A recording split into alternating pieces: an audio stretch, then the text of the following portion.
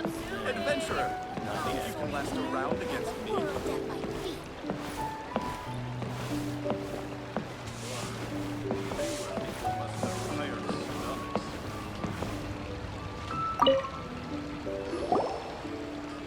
Ad Astra Abyssosk. What can I do for you, traveler? Ah, yes. I've heard that you've already made arrangements with the captain of the Crux Fleet regarding your passage to Inazuma. Is that correct? Now that I think about it, it's been quite some time since I last visited those lands. Unfortunately, I don't have any current intel that would be worth sharing with you. There you are. You're the traveler that Beidou will be taking to Inazuma, right? Oh, is that right? Well, it's an honor to meet you. The fleet is nearly completed reprovisioning. Once the crews have taken a head count, we can get underway. Captain Beidou sent me to come get you. We'll weigh anchor as soon as you're aboard. Seems Beidou is the captain of her word. Of course! There are many things that the captain insists upon. I'm sure you'll see for yourself once you're on board. So you'll be heading off then? I suppose congratulations are in order. Whether the journey before you leads to the heights of the heavens or the depths of the abyss, each step you take is another achievement. Until we meet again, Ad Astra Abyssosk. Oh, it's kinda hard to say goodbye now. We practically see each other every day. Well, if that's how you feel, why not come and find me when you arrive? I'll be awaiting you on Narukami Island. So there's another Catherine in Inazuma? See, there's no need to get all sappy now. Well, I guess it's time for you to bid farewell to Liyue Harbor. Now that I've delivered my message, I'll be heading back. The ship is currently anchored off of Guyun Stone Forest. Okay, thanks for coming all this way to let us know. Just following orders. I'll see you two aboard the Alcor.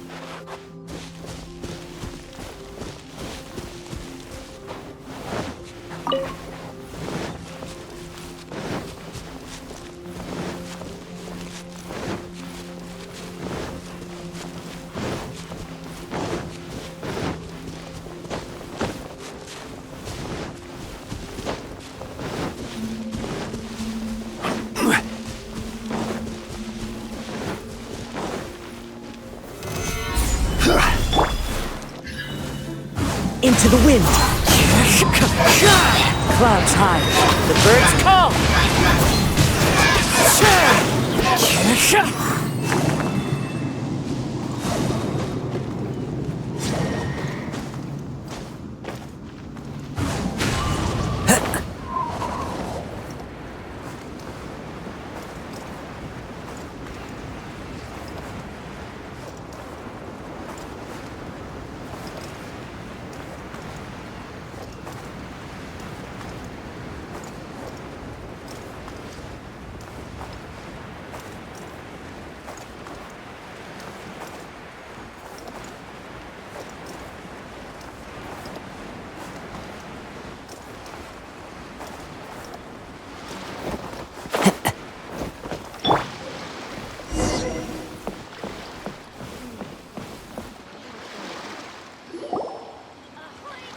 You finally made it. All these years, come rain or storm, the Crux fleet has never suffered a delay. If it were anyone else, I might have set sail already. Don't look too serious, I'm only joking. You're just on time. The crew have just finished making final preparations. Well, now that everyone's here, we set sail for the land engulfed by storm and tempest. The nation of eternity. Anchors away!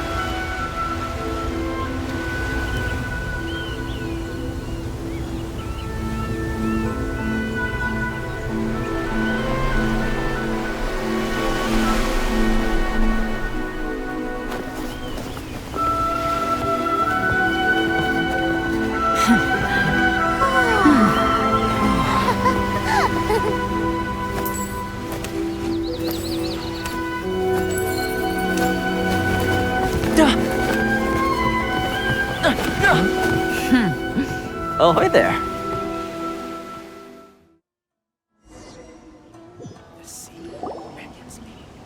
So, you finally made it. You sure kept me waiting, Captain. And it appears we have a couple of stowaways. Or perhaps I should say, honored guests. Shush!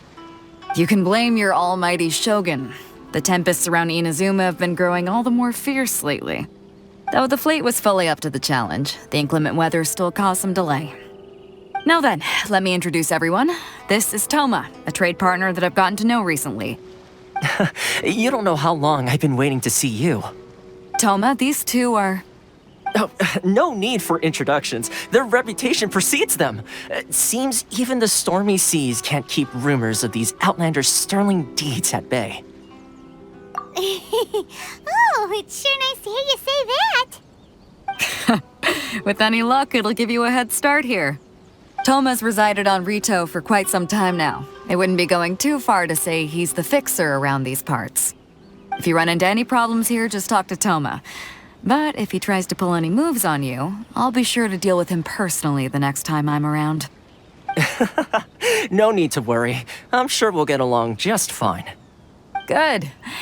Then if it's all settled, I'll be going. I wouldn't want to be caught with my sails down here. I do have a wanted fugitive on board after all. Oh, right.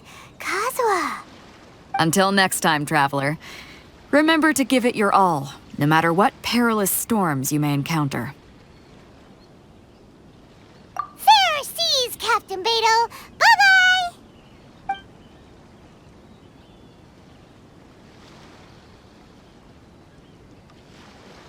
Now then, first things first. We need to go get you registered at the border checkpoint.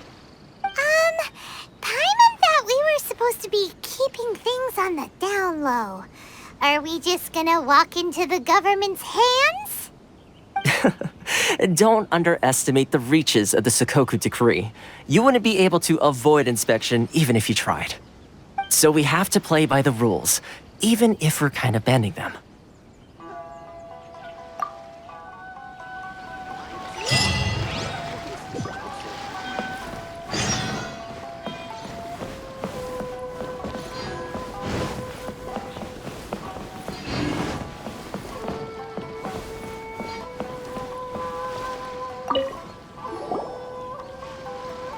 Hello? Please state your name, identity, and the purpose of your visit. Oh, except you, Thoma. You must be new here. Excuse me? Please provide the information requested and also declare any goods you are carrying with you. Currently, only members of the International Trade Association are authorized to engage in the import and export of goods. Do you have your trader's permits?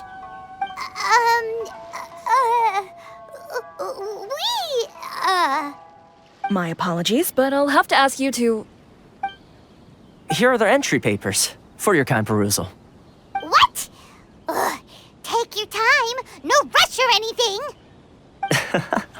I just wanted to see what you'd say. Sorry about that. I see. Okay.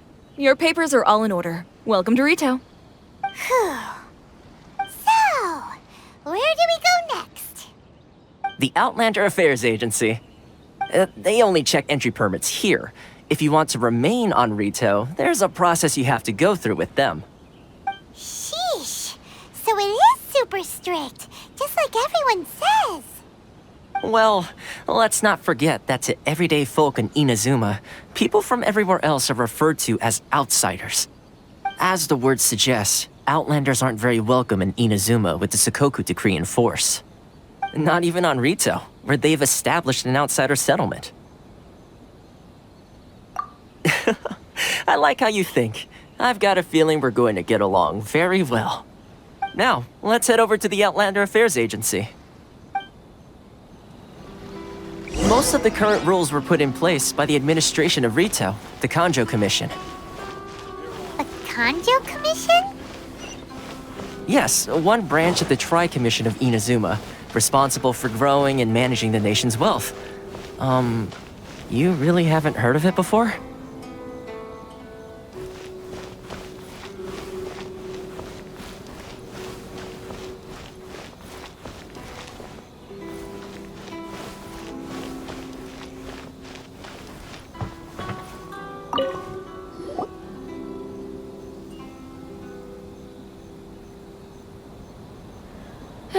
You've completed the entry procedures, yes? And now you want to apply for residency? Both of you? Yes, please. Okay, the processing fee will be 2 million mora. 2 million? For a processing fee? Are you serious? That's right. 1 million per applicant, which makes 2 million total. Don't worry, you can trust my math. Paimon wasn't so much questioning your math as... Ma'am, these two here are good friends of mine. I think you'll find I'm one face you recognize. Ah, Mr. Thoma, it's you.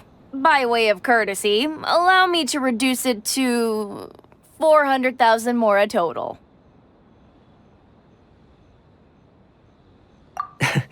Thank you ever so much, Miss Eureka. But as this is just a processing fee, I think 600 mora should cover it if I'm paying on their behalf. I'll treat you to dinner too. How does that sound? That's not how you haggle! By all means, bargain the price down, but... Alright then, as you wish, Mr. Thoma. I will make a record. Much obliged.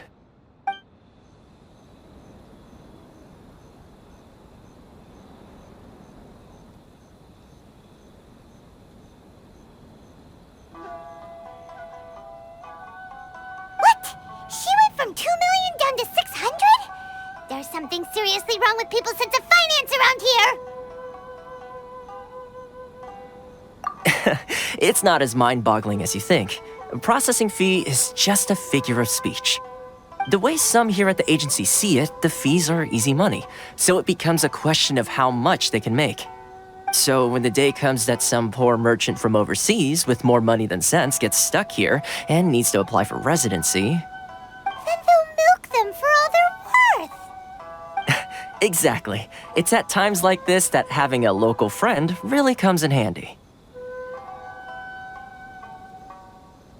Yes, but when you're an Outlander in Inazuma, far from home in this closed nation era, there's very little that can be done about it. The most that overseas merchants can do to look after themselves is stick together. That's how the International Trade Association came about. So it's a trade association built by and for Outlanders? Yep. And as well as advancing commercial interests, the association provides help, support, and structure for Outlanders trying to survive on Ritou. Essentially, it's an association devoted to both commercial excellence and survival skills. Sounds like just staying alive is an achievement when you're an Outlander in Inazuma. I see. So this is the real purpose of your trip. Yes, given that you are Outlanders, it's certainly a lofty aspiration. After all, the Raiden Shogun is the most exalted and revered one in all of Inazuma. She is a deity who reigns on high, while all other life gazes up in awe. Huh. I was going to say nothing is set in stone when it comes to who you will encounter in this world. Who's to say you won't happen to run into the Raiden Shogun one day after lunch? Uh-huh. And is that likely? Okay, I'll give it to you straight. I know of a way to introduce you to the Raiden Shogun. Really? Wow, the Ritou Fixer's better connected than we thought. I mean, it will take all the resources I have at my disposal, but it can be done. However, before we get there, connections come at a high price, you understand? Not you too. No. In this instance, when I say price, I'm not talking about mora. In fact, there's no real cost as such. It's just that if this is something you really want, you'll have to agree to help other people solve some of their problems first. I like to do things in a way that keeps everybody happy. It's my own personal rule for dealing with situations like this. Sounds very reasonable to Paimon. You're the man in the middle, so you have to trade favors to keep everyone indebted to you. Why do I get the feeling you're making me out to be some sort of crook? Never mind. Here's the situation. As I touched upon earlier, the members of the International Trade Association are constantly struggling to survive. Recently, things seem to have gotten more difficult than ever for them, so just go and check things out. See if there's any way you can help. The head of the association is called Kujou, and he's a good friend of mine. Go talk to him. I'll wait for you here.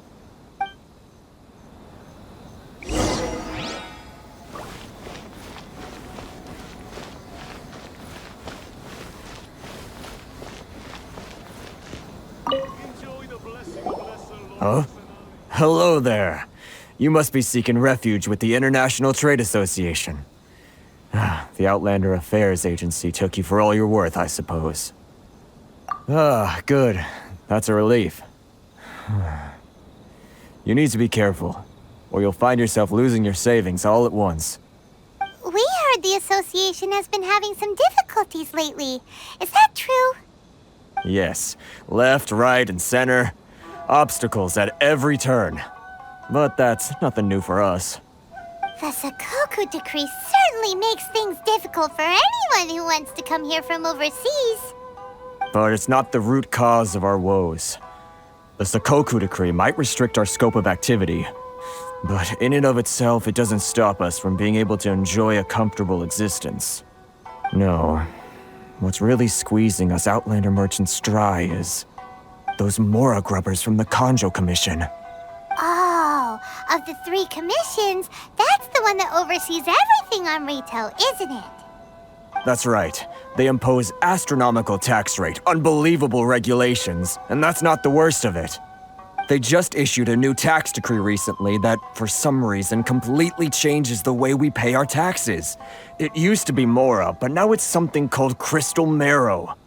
Crystal Marrow? What's that? Something that most of us in the association had never heard of before either, until the new decree came along. Eventually, one of the older Liyue merchants recalled that he once shipped a batch of it to Snezhnaya in his youth. So, in order to pay our taxes, we began an arduous search for this crystal marrow. But then we found we'd only managed to create a bigger problem for ourselves. The rising demand for crystal marrow drove the price higher and higher. Now there's only one vendor who even has it in stock. We can't get a hold of it anywhere else. Isn't that what they call a monopoly? Exactly. So this vendor keeps pushing the price up, and we have no choice but to buy from them because the tax decree forces us to. It's a vicious cycle, the consequence of which is that our taxes will soon exceed our profits. And once that happens... We've tried communicating with the Commission directly, but this is a nation where the cries of a few struggling merchants will never be heard over the ever-present roar of thunder.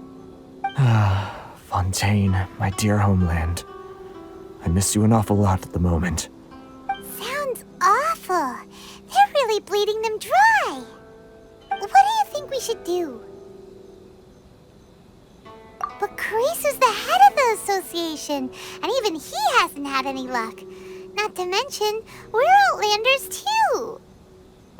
Right. And besides, I think this may well be the fate they've ordained for us. Okay. Well, we could try tackling the problem by going to the other party involved. That vendor... I've actually done business with him in the past, but after a point he stopped contacting us. I have no idea where he sources the stuff.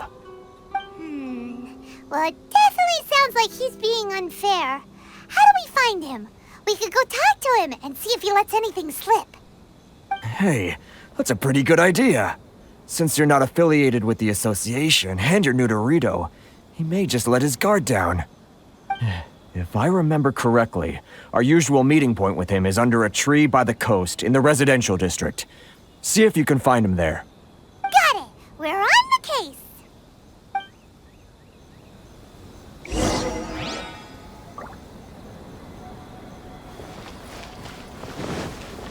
Sorry. I need to think about it.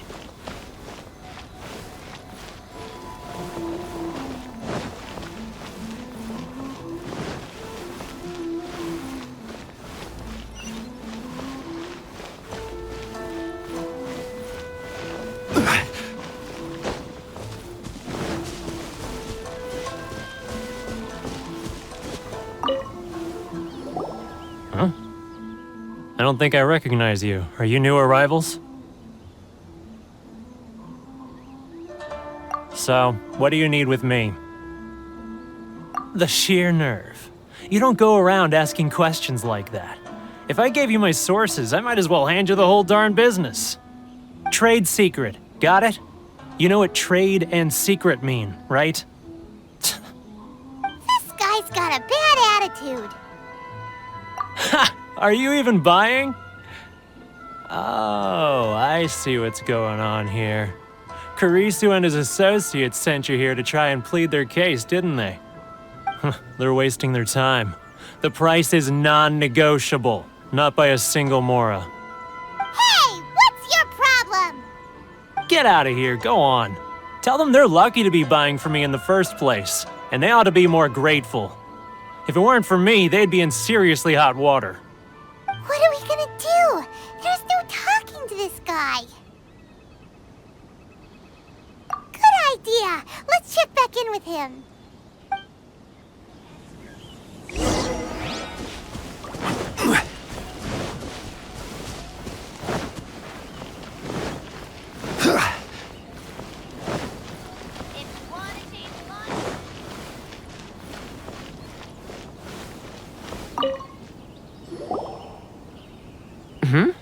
That was quick. You resolved it already?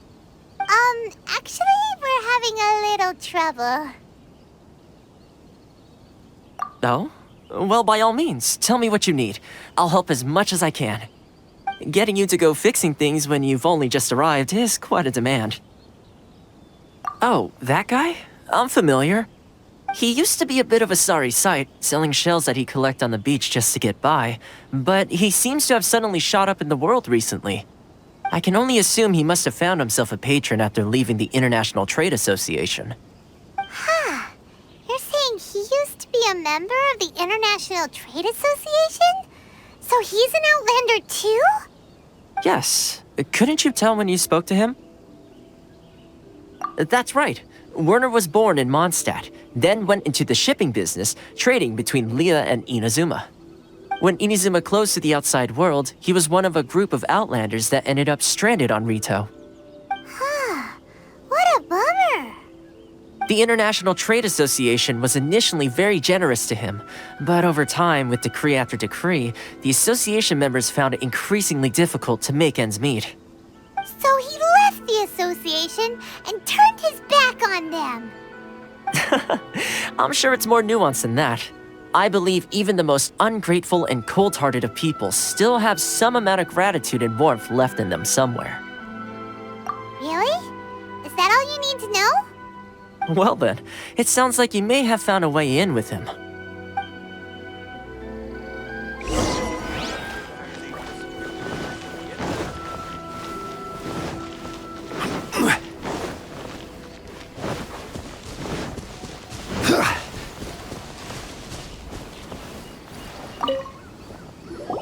What are you doing back here? Just because I got plenty of time on my hands doesn't mean I want to waste any of it talking to you. Huh? Where's this coming from? Mondstadt? You were talking about Mondstadt.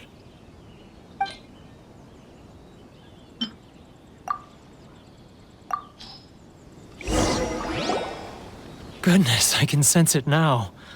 So familiar, but I can't remember the last time I was there. The scent of Mondstadt. Oh, how it takes me back. Oh, my hometown, the home of freedom. How I long to go back and visit. Oh, it's working! So, trying to play my heartstrings like a liar, are you? I know what you're up to. Huh? What is this? What are you up to now? Just close your eyes already! You mean the sound of the ocean? Leah Harbor. I can see it so clearly. Oh, and the sound of the waves. The calls of the merchants. Xiao lanterns. I'm right there at the lantern right. Oh, look at them floating up into the sky. This guy has a really active imagination. Either that or he really does miss Liyue Harbor. Liyue.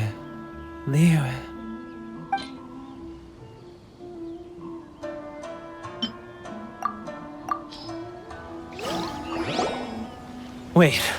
Stop. That's enough. Don't make me relive it anymore. My poor heart can't take it. You mean the folks from the International Trade Association? And I suppose they are far from home, just like me. Often, I'll sneak down to the shore at night and listen to the sound of the waves. I like to imagine it's the voice of my hometown, carried across the ocean. I've run into folks from the association more than a few times doing just that, but I always hide my face and slip away. Don't you think I've wanted to talk things through with them and free myself from this anguish? Well, no one's stopping you, so... They're so resilient. None of them had anyone else to rely on, so they rallied together, committed to finding a way to survive. But I couldn't do it. I'm not strong enough. So I caved. Those people, they'd make the smallest of promises, offer the most measly benefits, and I'd do whatever they asked of me. And make Mondstadters look like the worst people in the world. All right, I'll tell you the whole story. It's eating me up inside, and I can't take it anymore. You ready to talk now? But I betrayed them. I can't show my face there. Come on, you scaredy cat. Look, you messed up, but now it's time to make things right. So come on, get it off your chest. What's the deal here? It's a scheme by the tax collection Ashigaru, Keijiro and his companions. They start by overtaxing the merchants, then take the extra crystal marrow they receive and stockpile it. Once the merchants run out of places to buy crystal marrow, they get me to sell that extra stock back to the merchants at an extortionate price, with the proceeds going to the tax collection Ashigaru. It's plain evil gouging them like this. I'm their puppet, yes. But my cut is a tiny fraction of what we take in total. It's barely enough for me to live on. Evidence? You're right. Without conclusive evidence, he will never admit it. Now that I think about it, whenever I report back to him after a sale, he always heads to the same place. It's always made me suspicious. As it happens, I handed some Mora over to him not long ago. I can show you where he went if you want. Really? Well, then there's no time to lose. Let's go.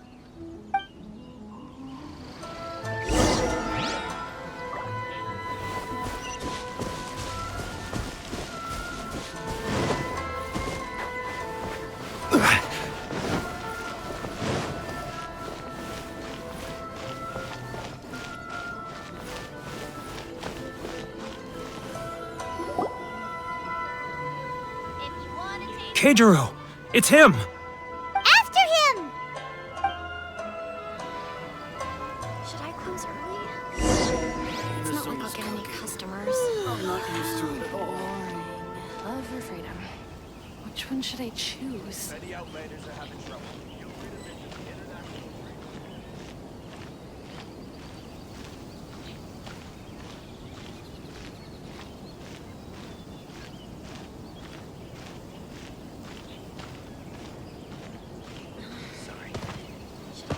Ah, Ryoko, how's business? All the better thanks to your generous patronage. Good. Thankfully, I earn plenty these days. Oh, but of course, tax collection is difficult work.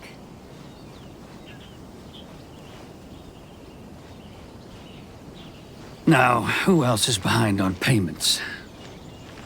Let me think. Yes, the Trade Association clique still needs to be brought into line.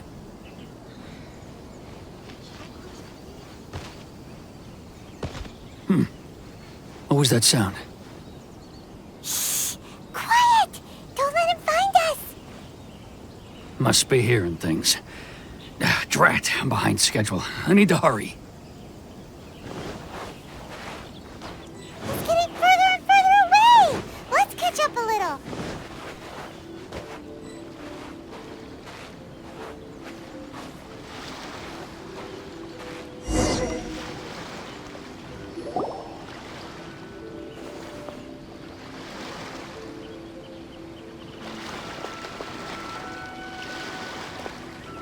What could he be doing at a place like this? It looked like he buried something over there, didn't it? Why don't we take a look?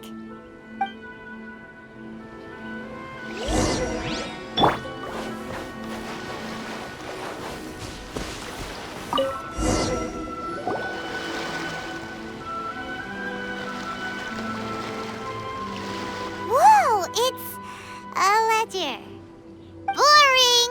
Paimon thought he'd hidden a big pile of Mora here. Yeah. Let me take a look here. Ah, yes! This is what we're looking for. A clear and complete record of every single transaction, each one proof of his guilt. Great! Well, now we have our hard evidence. Let's go tell Karisu the good news, shall we? I'll say goodbye to you here then. Huh? You aren't gonna come with us? I need a little more time before I'm ready to face the head of the association. I'm sorry. Huh. Poor Werner's a pretty awkward guy, huh?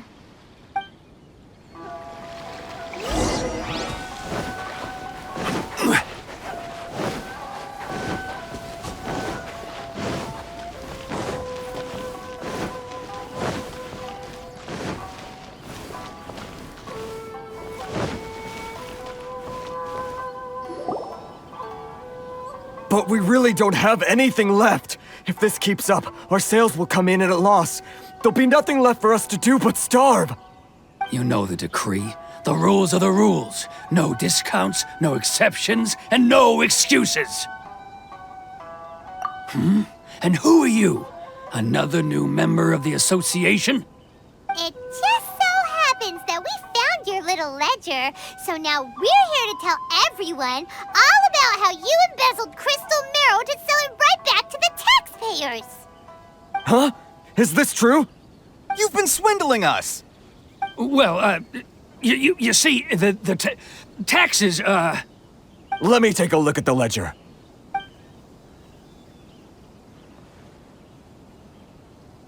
Well, would you look at that? Every payment the association has made is right here in your personal ledger. So, Mr. Keijiro, it seems you have some explaining to do. How shall we settle this, So you think you can use this against me, do you? It's quite obvious that I'm merely trying to earn a modest living for myself, like anyone else. Word has it that Samurai and the Commission place great importance on reputation and prestige. Though I'm sure Commission members won't blame you once word gets out. Huh? Is that a threat? Are you threatening me? No, not at all. I'm simply stating that it would be quite a pity if an illustrious gentleman such as yourself were to have their reputation tarnished. Well, even if what you say is true, what do you suggest we do about it? I believe you still have a quantity of crystal marrow in your possession, correct? Perhaps that crystal marrow could be used as compensation for the recent tax hike, and us merchants could finally have some more breathing room. Is that it? Do you have any idea the hoops I had to jump through to get the crystal marrow and keep it hidden? Fine. In that case, I'll send it over to you today. And not even an ounce of shame for his actions. So that's it? My shop's been closed for weeks now. I've even had to ask my friends to help bail me out. What about my losses? Come on, Harrison. We've already struck a good deal here. I'm sick of being pushed around like this. I won't let him off so easily. Harrison! Hey, what's all this racket? Does someone dare question the decree? Chief, you've arrived. What was all the commotion I heard just now? Oh, we were just discussing a minor tax issue. I do my utmost to lend them a helping hand, but they're never grateful. A helping hand? The only thing you're doing is stuffing your greedy pockets with our hard-earned wealth. I assure you that Hirage Shinsuke will hear of this. Oh, and you dare to utter the Commissioner's name. You Outlanders have no respect for the rules. Seize the merchants. We will resolve this dispute back at headquarters. Uh-oh. This is going in a bad direction. Gentlemen, come now. Is there any need for this? If there's a dispute to resolve, let's get a drink and talk it over. Who are you supposed to be? And why in my right mind would I join you for a drink? Ha! You never heard of the Fixer? Here's my card. Huh. You're from the Yashiro Commission. Shh. Huh. Well, this is Kanjo Commission territory. However powerful the Yashiro Commission may be, you have no business meddling in Ritou's affairs. Of course not, of course not. Still, perhaps you could show the young...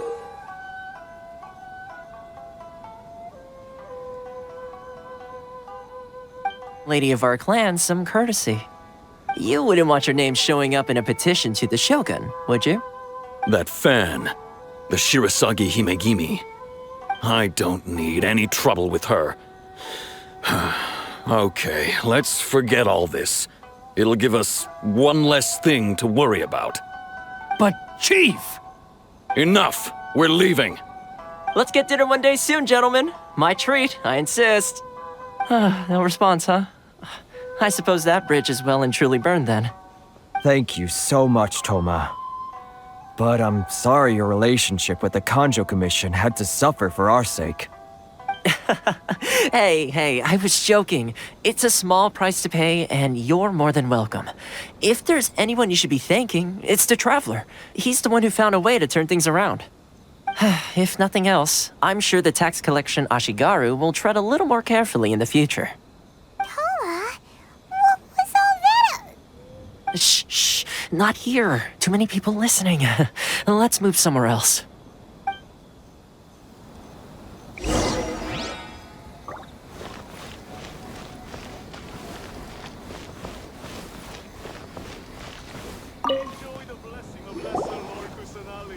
Corruption seems rife in the Kanjo Commission. They truly are rotten to the core. All right, time for me to answer your questions. What would you like to know? Straight to the point. Let me reintroduce myself. I belong to the Kamisato clan of the Yashiro Commission on Narukami Island. I'm an attendant of the Shirasagi Himegimi. You've been keeping your true identity a secret from us this whole time? So, the Yashiro Commission. Guessing that's another branch of the Tri-Commission? Correct. The Kamisato clan is the head of the Yashiro Commission, who manage ceremonial and cultural affairs. I'd go into more detail on what exactly that covers, but I'm not even sure myself. I'm just someone who was fortunate enough to be taken in by the Kamisato clan. My role is to take care of the daughter of the clan, Kamisato Ayaka, also known as the Shirasagi Himegimi. Seems like she must be super famous in Inazuma, given the reaction of those guys just now. Oh, most definitely. She's graceful, dignified, and kind-hearted too. The people of Inazuma quite adore Miss Kamisato. Her fame even somewhat eclipses that of her older brother, Kamisato Ayato, despite the fact that he's the current head of the clan. I suppose those who treat others with compassion earn themselves the same treatment in return. Miss Kamisato's situation certainly seems to attest to that. Take me, for example. I'm just an attendant, and yet she treats me as an equal, as she would a friend. You're asking the right questions, and to be honest, I don't want to keep you in the dark any more than is necessary. Firstly, you should know that being a fixer is not something you can fake. I spent the better part of a month tirelessly building up a network of relationships on the island, and I got to know Captain Beto during that time too. Still pretty good going for just a month's work. Well, maybe I have a slight knack for schmoozery, but the main thing was I had to make sure I'd be in time to receive you when you arrived. Inazuma may have closed off to the outside world, but that hasn't stopped a lot of people from hearing about your feats in Mondstadt and Liyue. So, when Miss Kamisato heard of your intention to come to Inazuma, she began looking forward to your arrival with great anticipation. She's excited to find out whether the rumors are true. That is, that you have what it takes to change the tide of the times. Change the tide of the times? In the test I gave you earlier, although there were a few hiccups at the end, it was you who found the way to turn the situation around. Navigating powerful people, using their character flaws to your advantage. It's just what Miss Kamisato had hoped to see. With your help, even the Vision Hunt decree...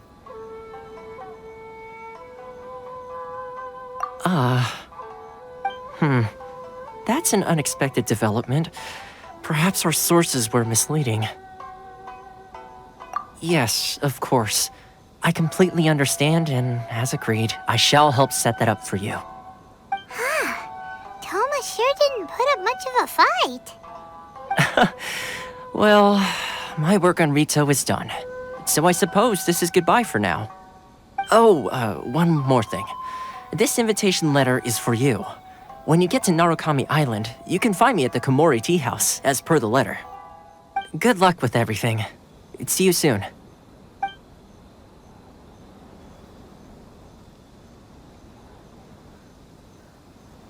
Thoma's not such a bad guy, huh? We should get going. Huh? What's up? Oh, right! Paimon forgot all about that! Wait, so did Thoma forget that too? Oh, darn it!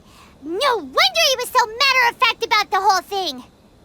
As soon as we get off Ritou, Paimon's going straight to Komori Tea House to settle the score! Well, guess we should give it a try. Let's head to the border and see how far we get. That look no good and sailing green. Ores and jewelry from Liue. You can't find a better deal.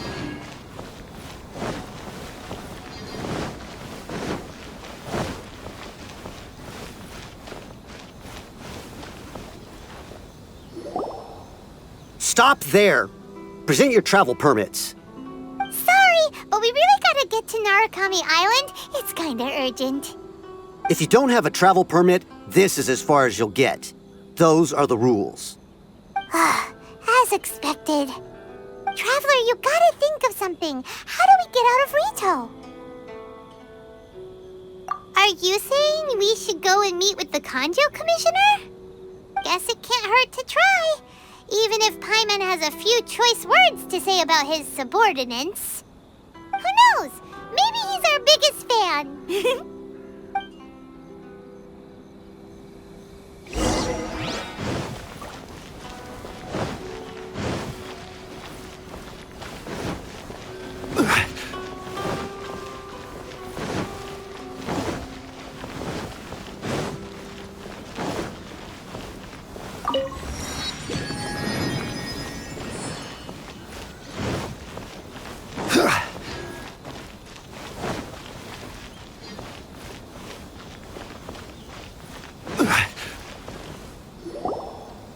Halt! This is the Kanjo Commissioner's office. No trespassers. We're here to see, the Kanjo Commissioner?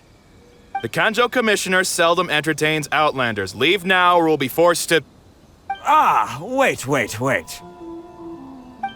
Oh, Commissioner!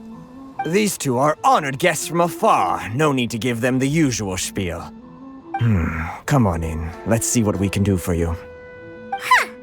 Did you get all that, mister? My sincere apologies.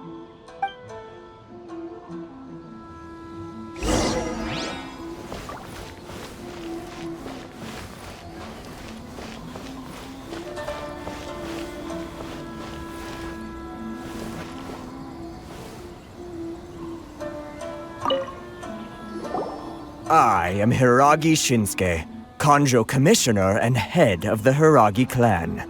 It's an honor to meet you both. Nice to meet you, sir. So, the reason we wanted to come and see you was because... All right, all in good time. Two travelers renowned far and wide have shown up to see me, and I should very much like to make their acquaintance. Let's not limit this to business only.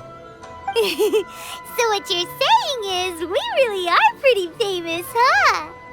Absolutely. How many other people in the world have what it takes to knock the wind out of Storm Terror's sails and put the Overlord of the Vortex back under the sea, eh?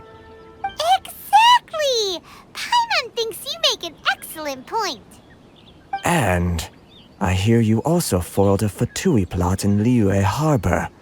Even beat one of their harbingers in a duel. Is that true? Whoa! Yep, it's true, all right. As I thought. Something wrong? No. I'm simply awestruck by you both is all. Ritou is greatly honored to have you visit us. One other thing I heard about you is your great zeal for helping other people. This makes me wonder whether you might be so kind as to render your assistance to the Kujou Commission. Oh, sure, no problem. Whatever you need, right? Excellent. Well then, you must know the Qingxin. A flower grows on the mountaintops of Liyue. Yep, we've picked a few of those before. So, you want us to go back to Liyue? Yes, bring me 300 Qingxin, would you? Freshly picked, I mean. Did Paimon hear that wrong? Too much trouble, is it? I see. Then how about this? We have a few items that need delivering. Perhaps you can help with that? That sounds much more like it. 709 letters to be precise. Hey, what gives? How come you don't have people to do that already? Terribly sorry. We're just a little short on people lately. What sort of an explanation is that? Traveler, what are we going to do? Should we really help this guy? That's the spirit. Don't keep me waiting too long now. You're seriously considering taking this job? The terms are ridiculous.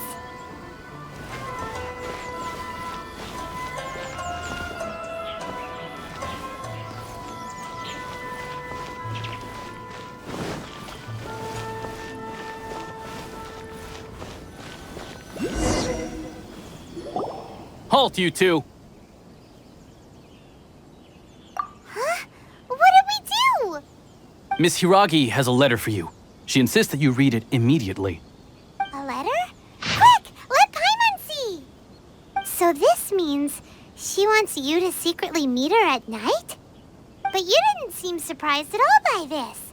What's going on? Huh? Have you been up to something behind Paimon's back? Let's ask her tonight and see what she has to say.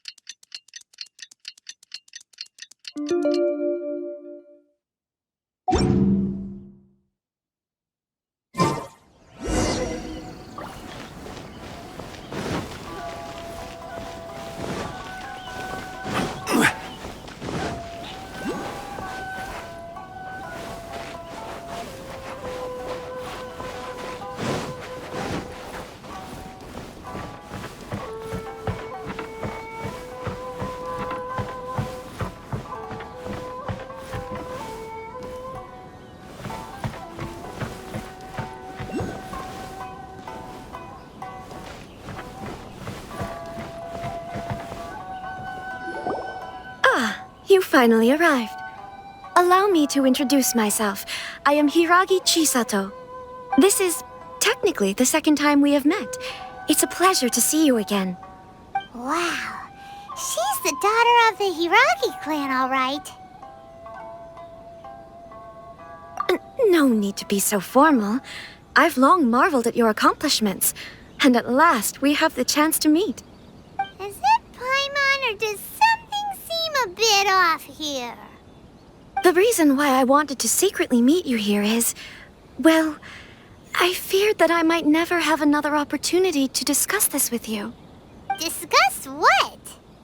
Ahem. I should like to ask for your help with delivering a letter. Ugh. Like father, like daughter. Couldn't you be more original? No, you misunderstand me. Please, allow me to explain. I was hoping that you could deliver a letter to Narukami Island in my stead. It is to be given to Kujou Kamaji of the Tenryou Commission. My father has always forbidden me from communicating with him. He knows that there are prospects for my marriage that would better serve him politically. But my heart is with Kamaji. There is no one who would dare defy my father's will on Ritou, but you are Outlanders.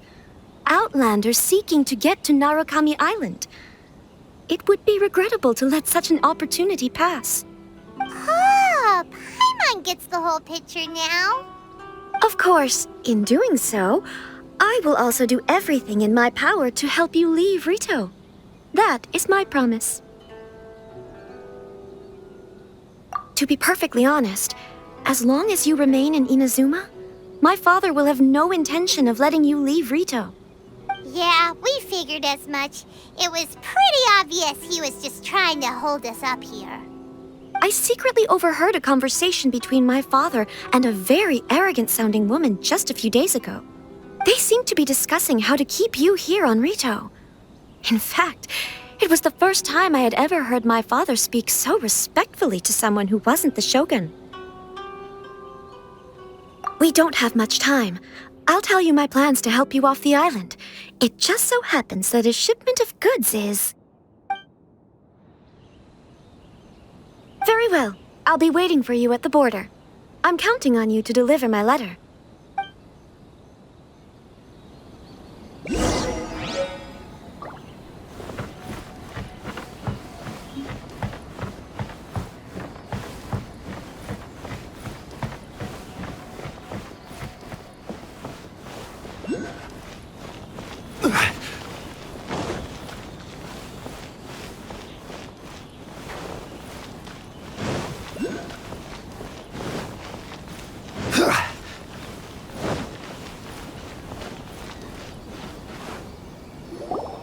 Hold on, please. These goods are being sent to Watatsumi Island? My lady, this is an unexpected honor. You are correct. These goods have been repeatedly requested by the Kanjo Commissioner. We must be certain that they reach Watatsumi Island intact. Is there something wrong, Lady Hiragi? No, as you were. My father simply has some concerns of the shipment's safety, and has ordered that myself and an additional qualified escort be dispatched to ensure safe transport of the goods. My lady, you aren't suggesting that you intend to escort this shipment personally, are you? There's certainly no need for you to trouble yourself with such a matter. And as for this qualified escort... Please, do not cause us any further delay. If memory serves me right, my father has already asserted that this shipment must arrive on time. I'm certain punishment will be duly dispensed if it fails to do so. Yes, of course, my lady. It's just that, well, we don't know who this... Now, need I remind you of the penalty if anything were to happen to me en route? I'm sure you are all quite familiar with my father's temperament. Do you really presume that you can fully guarantee my safety on your own? Boy, Chisato can talk the talk. They don't stand a chance. Yes, my lady. Very well then. It's an honor to have you accompanying us. Your safety is our highest priority. Shinojo, you can't really be agreeing to this. Well, the request is from Lady Hiragi herself. It is our duty to serve her in the utmost capacity. Yes, but that's not the problem here. Well then, if we're through here, I suggest we set off at once. Dawdling will only allow potential thieves more time to prepare, no? Yes, my lady. You heard her. There's no time to lose. Narukami Island cannot pass without a permit.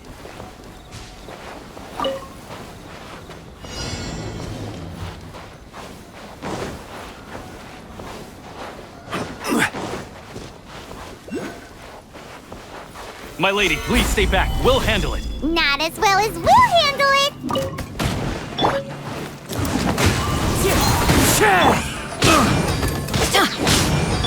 Order guide you. Such a pain. Another test subject. Going in! The wind knows me. As one with wind and cloud! One no with more! nature.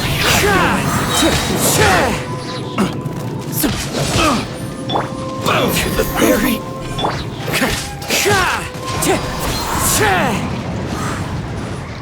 Watch out! More monsters inbound! Lady Hiraki, stay close. Lord, my This is order. Finally,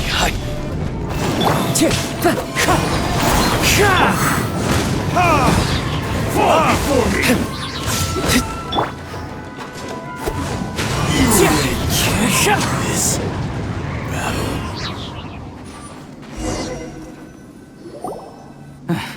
We can take refuge in the village up ahead. How are you faring, my lady? I'm perfectly all right. You may stop here. The road to Narukami Island is just over there. In my letter, I've requested Kamaji to grant you a special travel permit from the Tenryou Commission. Consider it a token of my appreciation. My lady. So that's how it is. I had a feeling something was amiss, but Shinojo, you...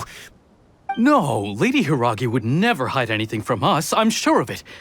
But who is this Kamaji you speak of, my lady?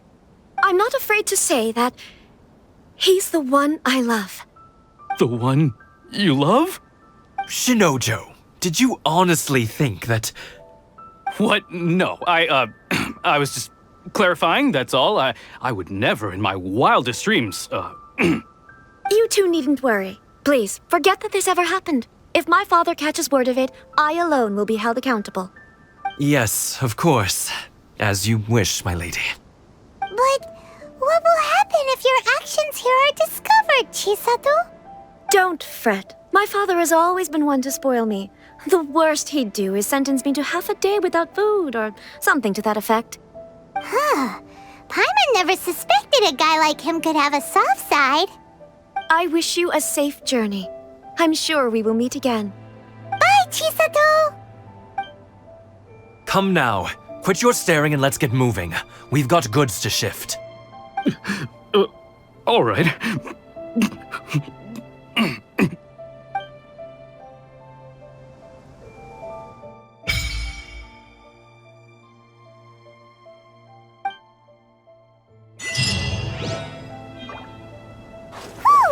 We're finally on our own way again!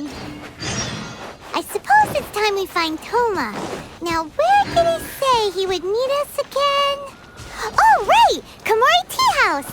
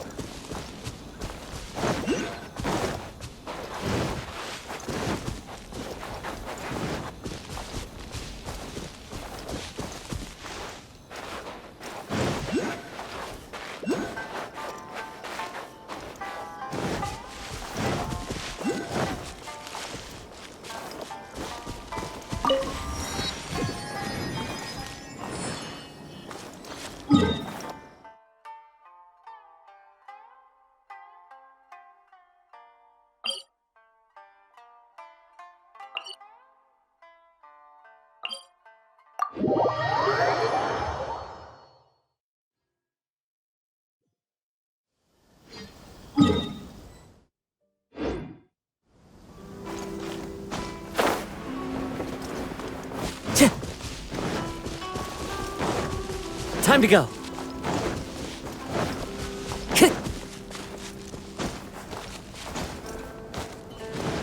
Time to go.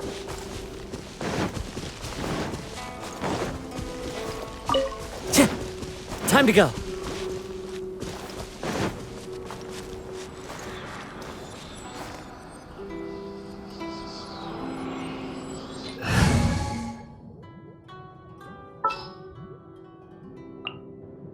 There's still a long road ahead.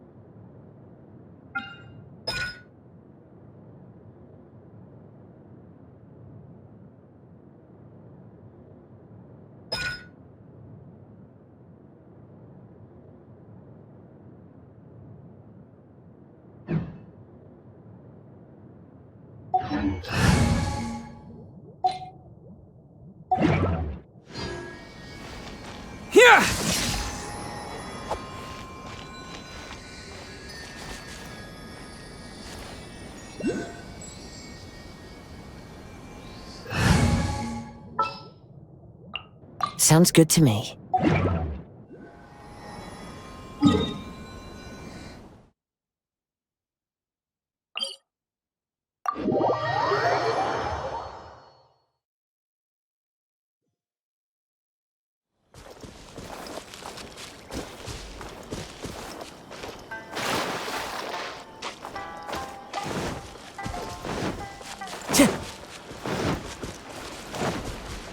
Time to go.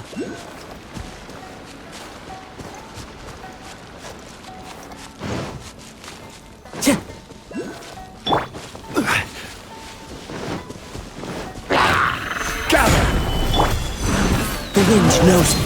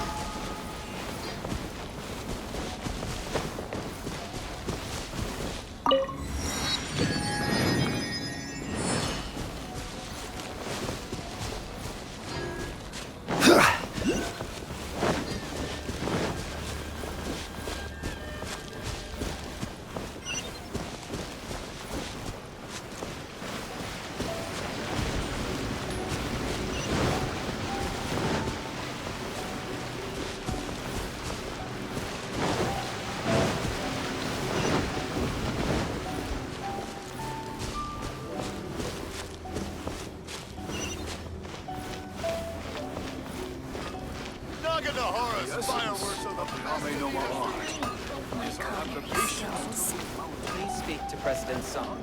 I'm just a helper. Welcome to Bonton Thunder Detective.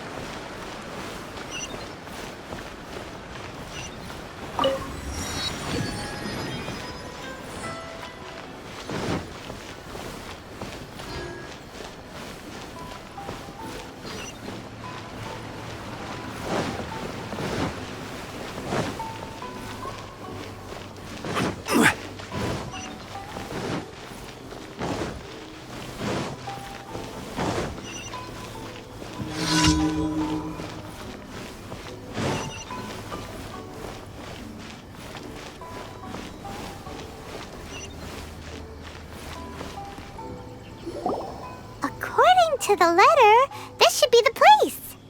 Sorry, we don't serve the general public. I'm afraid you'll have to leave. Wait! We're not the general public. Well then, you must be a couple of wandering Outlanders that snuck into the nation, judging by your attire. Are our clothes really so... what Paimon means to say is... The Yashiro Commission's seal. This must be from Mr. Thoma. It seems there's more to you than meets the eye. In which case, welcome to the Komore Tea House, a safe haven for the Yashiro Commission. Well, that sounds more like it.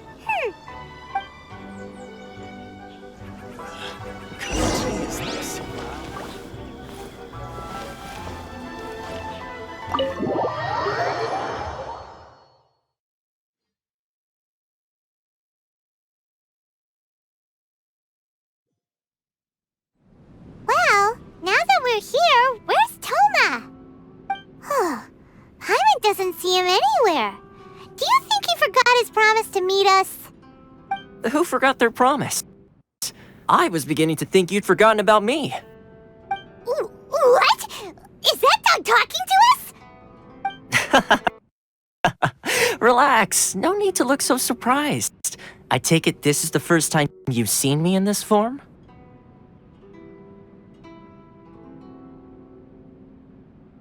Huh. So you didn't see anything like this when you were in Liyue Harbor? Now that you mention it, this does suddenly seem less out of the ordinary.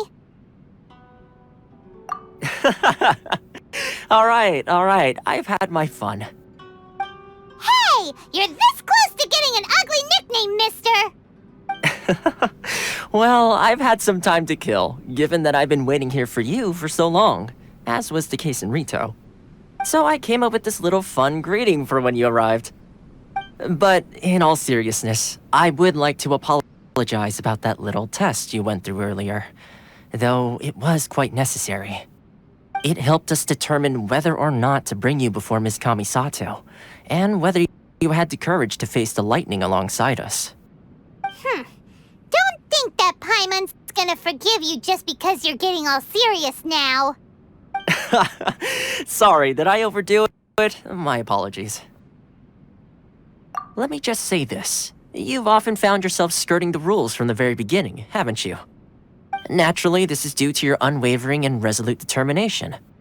A long time ago, we had a friend who was much the same, but when the lightning struck...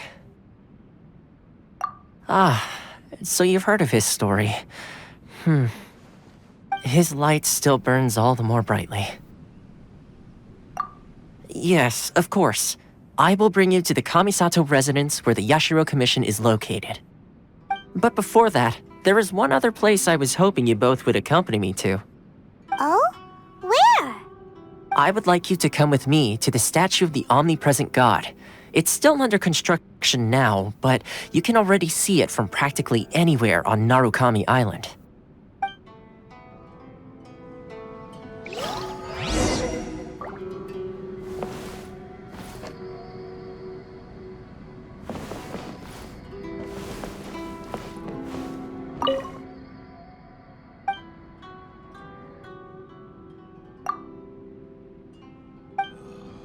The books were more interesting in the past.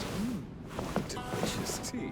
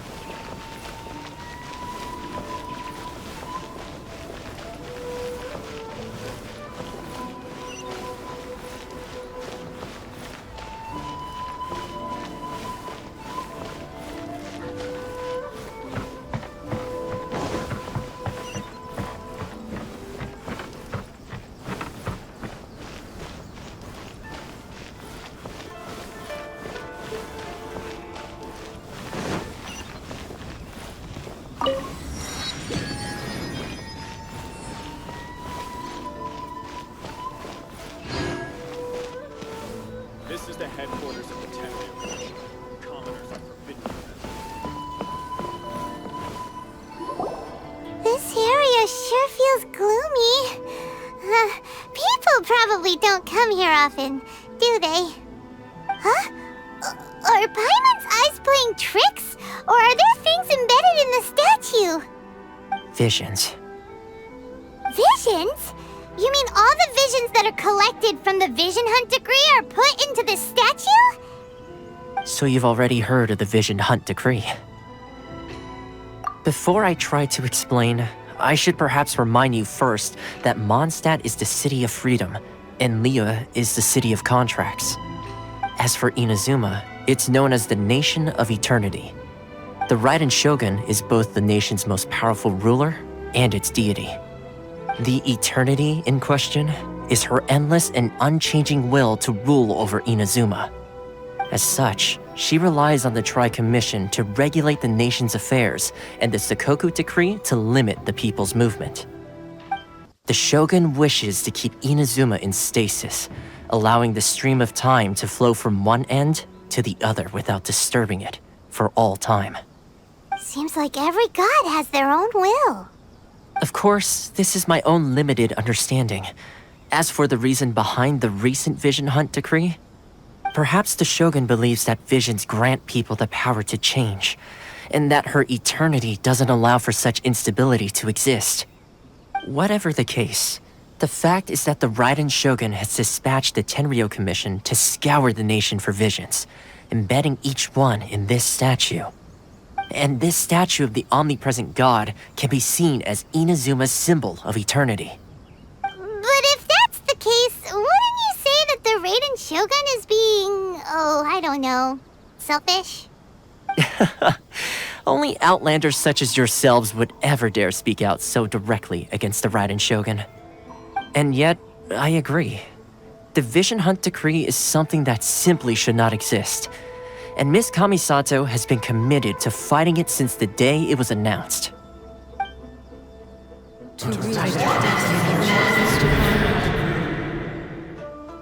Huh? Hey, are you okay? You look like your mind is elsewhere. Sound? What sound? I didn't hear anything. Did something happen? Yeah, you touched the statue, and then what? Aspirations? That would seem to confirm the saying. Have you heard it before? That when a person's ambition reaches a certain strength, the gods look upon them with favor. That is where visions come from. In other words, a person's vision represents their ambition. So if what you just said is true, then the ambitions of these people are stronger than I imagined. All right, time for the next stop on our tour of Narukami Island, the Kamisato residence. Finally!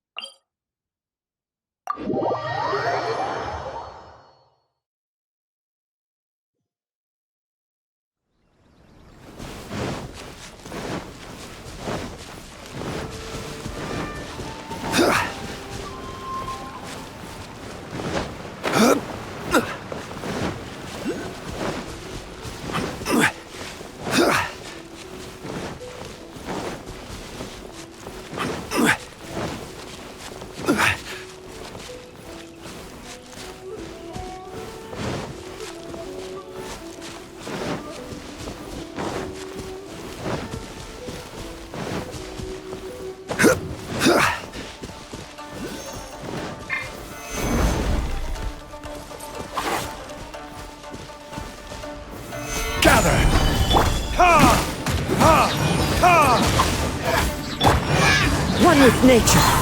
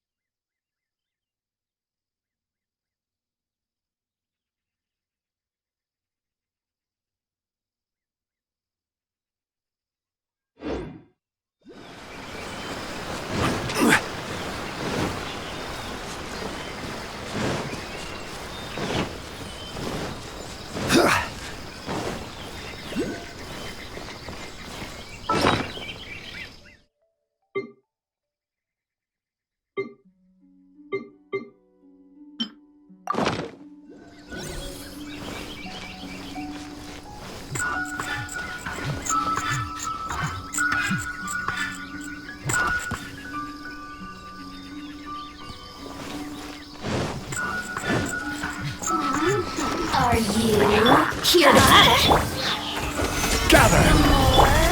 The wind knows it. over here?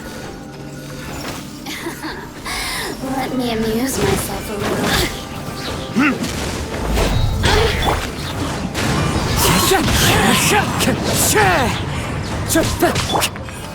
Stabilize!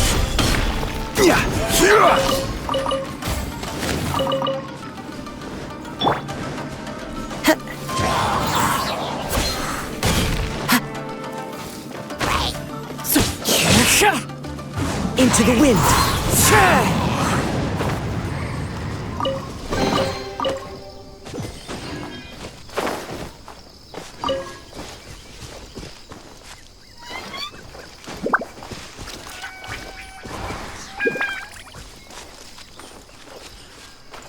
Time to go.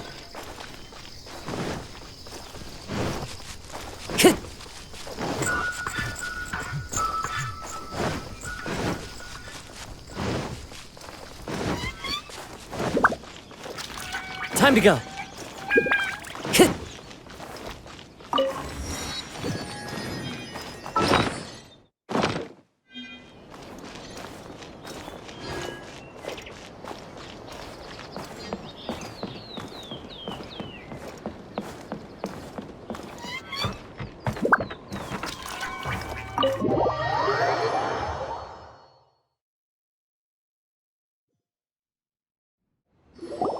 So, this is the kind of place where the big shots of Inazuma live, huh?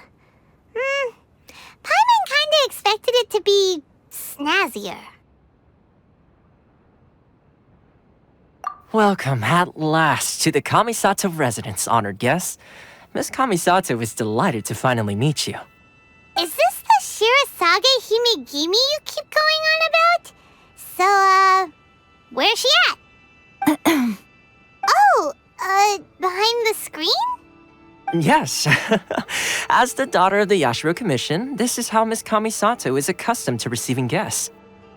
Consider it a time-honored tradition within the Yashiro Commission. Forgive me if this is an unwelcome surprise. Makes sense. She's a super important person after all. Please forgive my lack of courtesy for receiving you in this fashion, especially following such a long and wearisome journey over the sea. I have awaited your arrival with great anticipation, and Thoma assures me that you do indeed possess the power to change the tide of the times. At present in Inazuma, in the name of the Vision Hunt Decree, the people's aspirations are being senselessly trampled underfoot. Though the Yashiro Commission serves the Shogun, it is the people with whom we share close bonds, given the contact we are required to have with them in the performance of our duties. A commission's power rises and falls with the trust of their people. Thus, we cannot remain indifferent to this situation without also remaining indifferent to our own fate. Traveler, lend us your power, and we can... Oh. See, milady, it's just like I said. This will take us nowhere. No, please! Wait! Please, don't go! I will introduce you to the Raiden Shogun on one condition. You must fulfill 3 small wishes on my behalf. What are your wishes? They pertain to 3 whose visions were taken from them. Perhaps once you've met them, you will understand.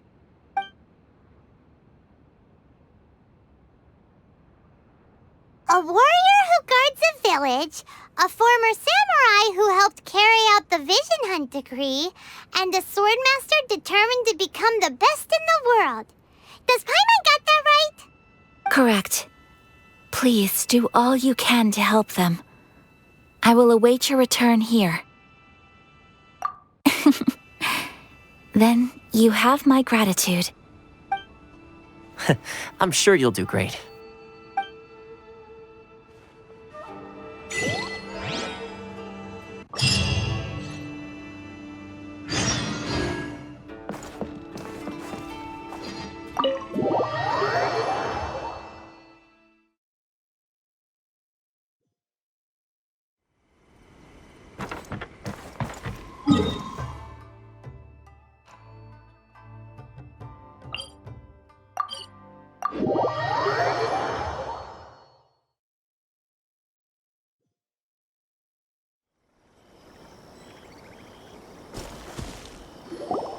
Let's see. Where's the person Ayaka told us about? Why are you doing this? Why leave all of a sudden, after all these years? Precisely. It's much too sudden. We've had no time to prepare. The children are desperate for you to take them out to play. Please, we urge you to reconsider. That must be the guy Ayaka told us about. Let's go over and see.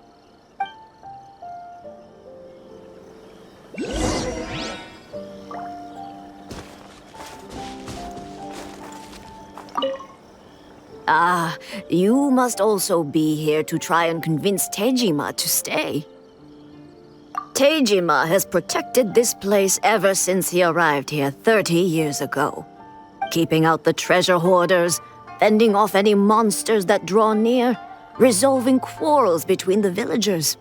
He has put an enormous amount of work into looking after this place, and we all think the world of him.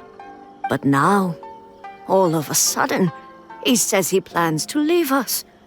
We can't help but wonder, was it something we did? We will gladly apologize if that's the case. All we want is for him to stay.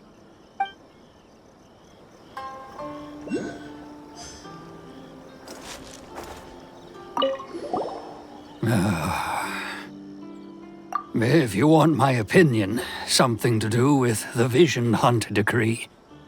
It's clear that Tejima had done nothing wrong, and still they confiscated his vision. After that, he became a completely different person. I can't claim to fully understand it, but I could tell that he'd lost something very important to him. He went off on a walk, alone, circled the village a few times, and then out of the blue, he announced that he was going to leave and become a wanderer. Truth be told, we aren't sure whether trying to keep him here is the right thing to do. But equally, it doesn't feel right to let him leave when he's in this state. He's a lost soul. Seems like he's a well-respected guy around here.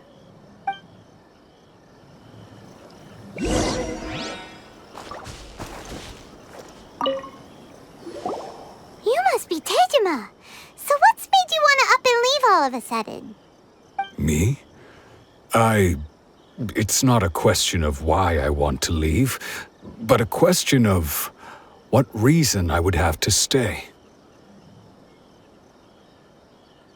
True, but that's not why I chose to stay here. And what made me want to come here 30 years ago? And why have I never wanted to leave in all that time? I don't have answers to those questions because I can't remember anymore. Ever since they took my vision away, it's like a slice of my memory is gone. In the past, I knew I wanted to stay here. But whatever resolve I had then, it's gone now. So I thought, what's to stop me from moving around instead? The emptiness inside me will be there either way. Okay. Well, in that case, if we help you rediscover the reason you chose to stay, you won't need to leave anymore, right? But if you can't remember anything, it's not gonna be easy. Oh, maybe if you just try a little harder to remember, then it'll all come flooding back? Oh, that reminds me. Last time I brought Tejima some fruit, I do believe I saw him writing in a diary. I keep a diary? If you say so. I honestly can't seem to remember. Oh, yes, you do. And what's more, I remember you saying at the time that you wanted to make a note of a few interesting things. Things which would prove very important at a later date. Perfect! So if we want to keep Tejima from leaving, we just need to find his here somewhere. Let's take a look. If you don't mind, we will leave you to find the diary. We should head back to the village to inform the others of Tejima's situation.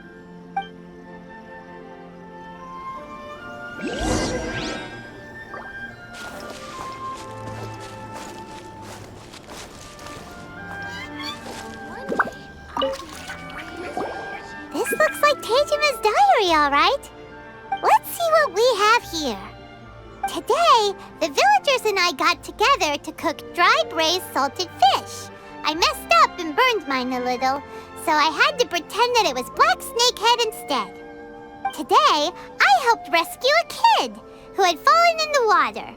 After I pulled him out, he told me that his best friend Bamboo was still in the water. I searched the water the whole afternoon before finding out that Bamboo was the name of his pet crab. I went kite flying today. The string broke, so I chased after it as fast as I could. I soon realized I was never going to get it back, so I just found somewhere to sit and watch as it flew away into the distance. Seems like your average diary of daily village life. Huh? Wait, there's more! I went to pray at the shrine again today and stayed there a while. The Omamori you gave me has faded a little, but it is still my most treasured possession. Now that's the kind of info we're looking for. Time to pay a visit to the shrine.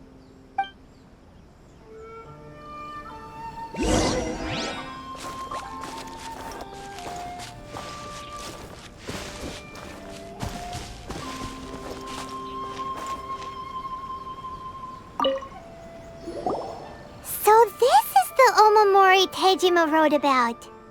Interesting. Looking at the color and the design, Paimon would have thought it belonged to a child. But anyway, if he had this with him all the time, there's a chance some of his elemental energy remained on it. Do you think that it might come in handy?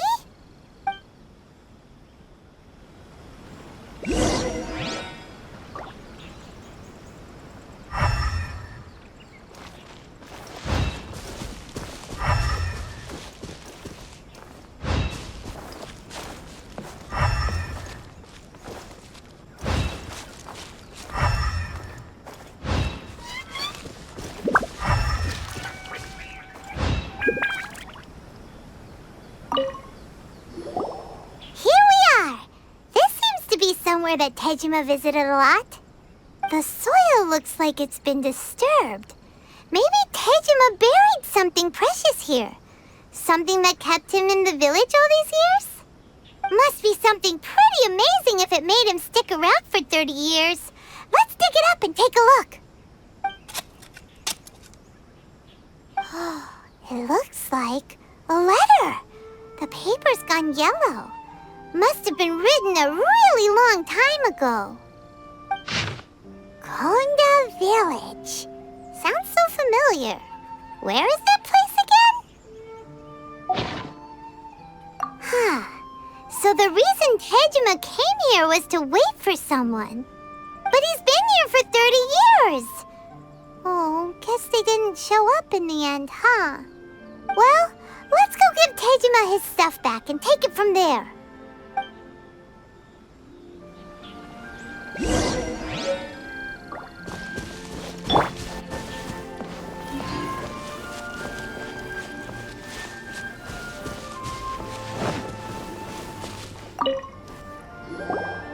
Well, I'll be. That's certainly my handwriting. And I guess the Omamorian letter belonged to me too. But I have no memory of anything that's written in this diary. Still, it's clear that I was waiting for someone here, and that I chose to wait for 30 years. Over the years, I must have made a note of anything interesting. Anything that I could share with her when we were finally reunited. And just look at all the things that did happen over the years. The time has flown by so quickly. 30 years feels like the blink of an eye. How could I have forgotten something so important to me?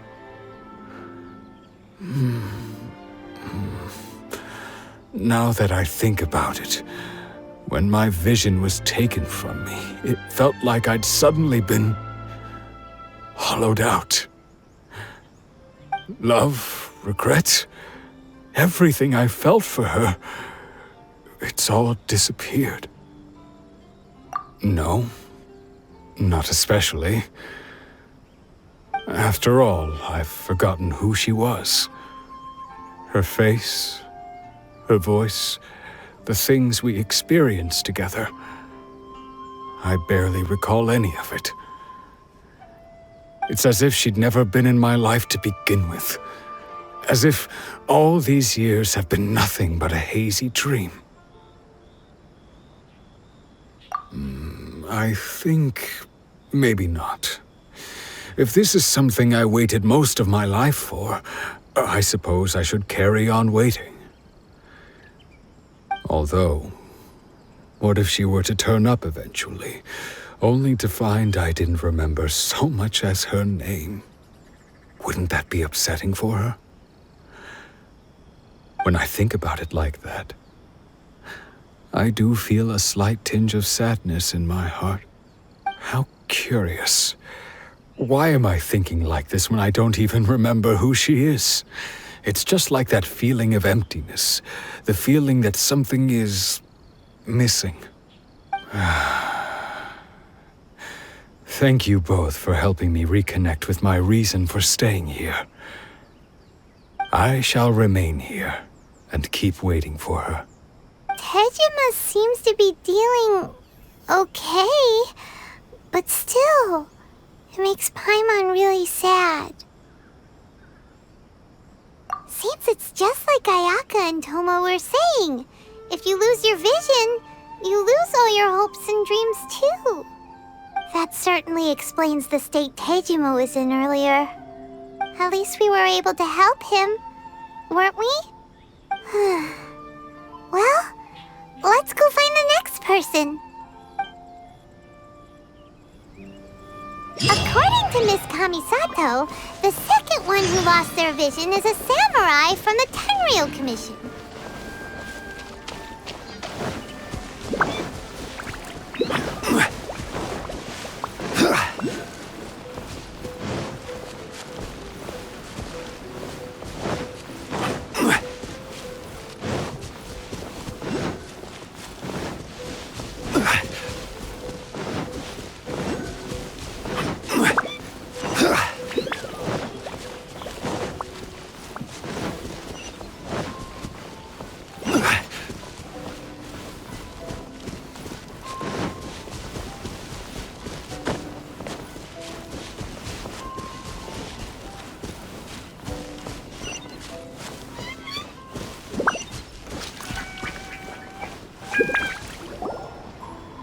They say the Tenryou Commission is directly controlled by the Shogun.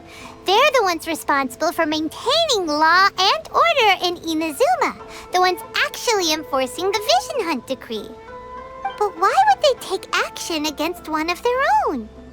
Paimon doesn't get it. Huh? There seems to be some commotion over there. Let's go see what's happening. I'll ask one more time. Do you intend to withhold this month's emergency provisions? The entire clan is counting on that food. We demand an explanation. How many times do I have to say it? I don't know anything about emergency provisions. You dare deceive us? Those provisions are essential. Do you understand? Not some goods to be pocketed by greedy samurai. You samurai think you can just do whatever you please? The Tenryou Commission will hear of this. Oh, huh? And who are you? One of Kurosawa's gang, no doubt. What? We just happened to be passing by. We heard the commotion and came to see what the matter was. I see. You seem to have come just at the right time. Perhaps you can help us settle this matter. This is Kurosawa. He's a samurai and a member of the Shogun's army. They issue emergency provisions to the area, and he's the one responsible for distribution. In the past, we'd simply ask him for provisions and everything would be delivered. Now, he suddenly refuses to give us anything. He's keeping the provisions for himself. I just know it. We'll starve without them. No one seems to care about us. We used to think Kurosawa was a kind man, but he's shown his true colors. He's the same as all the other samurai. It's no wonder all the visions have been confiscated. The Raiden Shogun doesn't need people like him helping her rule the nation. This must be one of the people Ayaka asked us to help. But why would she ever want us to help someone like him? Maybe we should talk to Kurosawa and see what he has to say.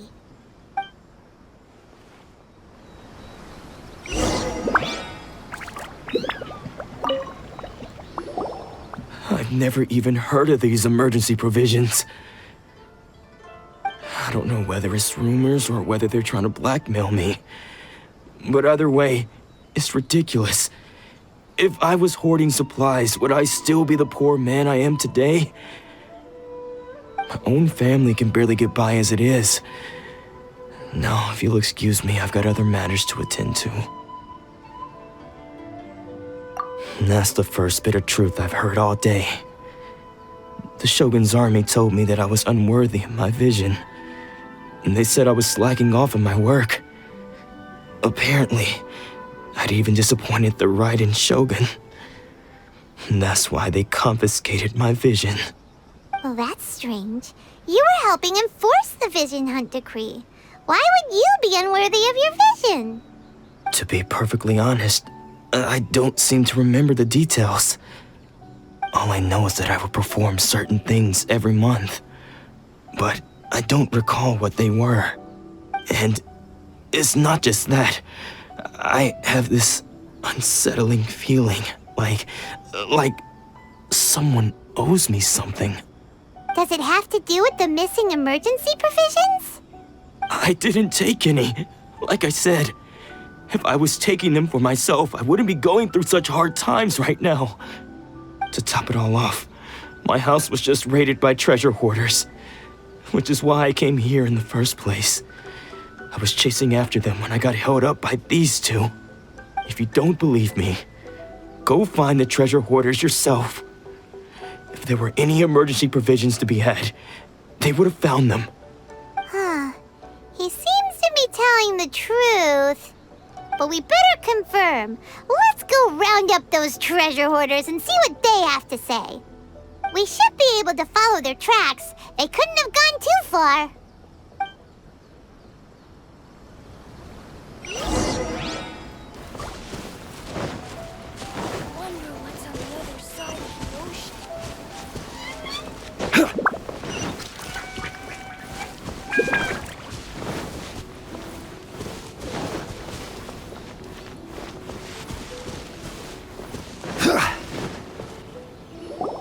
We really outdid ourselves this time.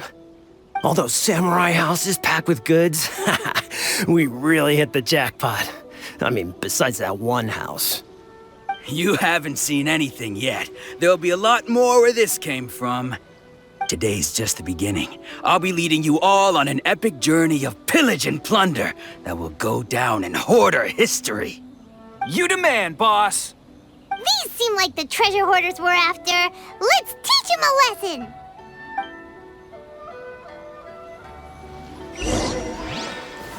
Solidify! Going in! One with nature. Aw, there goes all the Mora. We worked hard to steal that, you know? Come on, boss. Think of something. Not bad, kid. You ever think of joining the treasure hoarders? We could use someone like you. Kurosawa. Oh, I remember. So he's the one who sent you after us, huh? Just our luck. I knew he shouldn't have hit that place. So what did you see inside? Was it stuffed with food supplies? Food supplies? You kidding? That place was a complete mess. All we found was a strange-looking box, hopefully with valuables inside. I didn't want anyone else to see it, so I was planning on opening it myself once we got back. But now that you've caught us, how about we make a deal? That little box for our freedom. What do you say? You've got a deal. Now show us what's in the box. Huh? What the? There's nothing in here but IOUs! Yeah, a lot of them too. And they all seem to be made out to the owner of a general goods store, a Miss Aoi. We're talking tons of Mora here. We better talk to this Miss Aoi and get to the bottom of this. As for you guys, you're free to go. Just pray that our paths don't cross again. Yes, of course. So, we redeemed ourselves for some IOUs. Does that mean we broke even? Shut it. Let's just get out of here.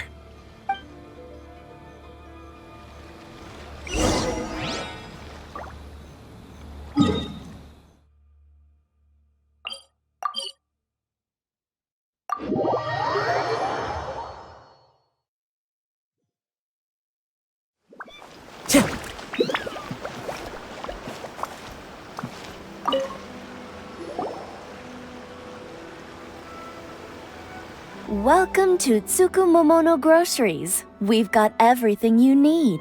Can I help you find something? Or perhaps there's something you want to inquire about? Ah, so you're friends of Kurosawa, I take it? Perhaps you're here to pay off his debts. Whoa! Let's not get ahead of ourselves. We're just here to learn where they all came from. How did Kurosawa end up owing you so much money? Did he buy anything super expensive here? Let me think. Kurosawa would come regularly to purchase large quantities of foodstuffs. He'd always put the payment on his own account. However, the price of provisions began to skyrocket recently, and his salary was no longer enough to cover the cost. So, he started writing out IOUs to cover whatever he couldn't afford of the usual amount. So that's how he was getting those emergency provisions. But why did he have to purchase a usual amount? If the prices increased, couldn't he just buy less? Well, if you think about it, the citizens receiving the emergency provisions must have been carefully calculating how much they needed to sustain them each time. Kurosawa thought that it would be quite the disappointment for them if they found they didn't have enough, especially after such long and careful planning. So he deemed it necessary to take on the debt rather than let the people down. Wow. Kurosawa was purchasing all the emergency provisions at his own expense. And no one ever appreciated what he did. They just complained and held him accountable. People's attitudes will always reflect their circumstances. In the face of hardship, nobody cares to think twice. If you ask me, had Kurosawa told everyone the truth about the supplies from the start, then there wouldn't be such a severe backlash now. Of course, I'm sure there would still have been some unrest. What he was doing was truly a thankless deed. As for why he chose to spend his own money on emergency provisions and never tell anyone, I'm still not too clear myself. If you're still curious, why don't you go ask him yourself? I see. That reminds me, it seems that his vision was recently confiscated. Most unfortunate. If he doesn't clear the debt on his name, he'll have no choice but to sell that sword that is so dear to him. Sword? What sword? Oh, didn't he tell you? He possesses a very valuable blade. He's carried it for years now. I've asked him about its origins. He told me that it was a gift from his father, that it was too precious to sell. In hindsight, I regret that I never made an offer on it. Everything has its price, at least that's what I think. Why don't you ask him about the sword yourself? Perhaps it'll even provide you with the answers you're looking for. Oh, but before you go, if you would kindly settle today's bill. But we didn't buy anything! Information is also a kind of commodity, wouldn't you agree? Don't worry, I won't charge much for information about Kurosawa. Nothing we ever discussed was explicitly confidential anyway. Oh, let me think. 2,000 mora should be a fair price. At least we now know where the emergency provisions were coming from. Plus, we found out that Kurosawa has a priceless sword in his possession. Let's go talk to Kurosawa again and see if he can remember anything.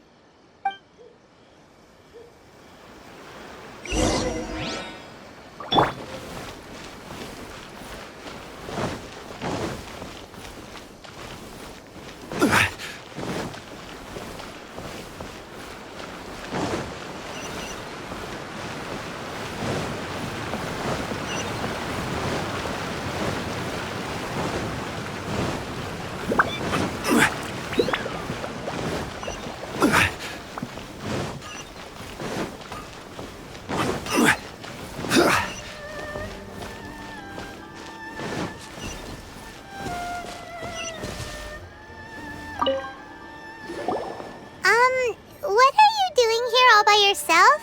Where did those other two go? I presented them with a choice. Either they left or I drew my sword. They left. It turned out to be a real time saver, actually. Perhaps I should start using it more often. Did you manage to track down the treasure hoarders? Everything I said was true, right?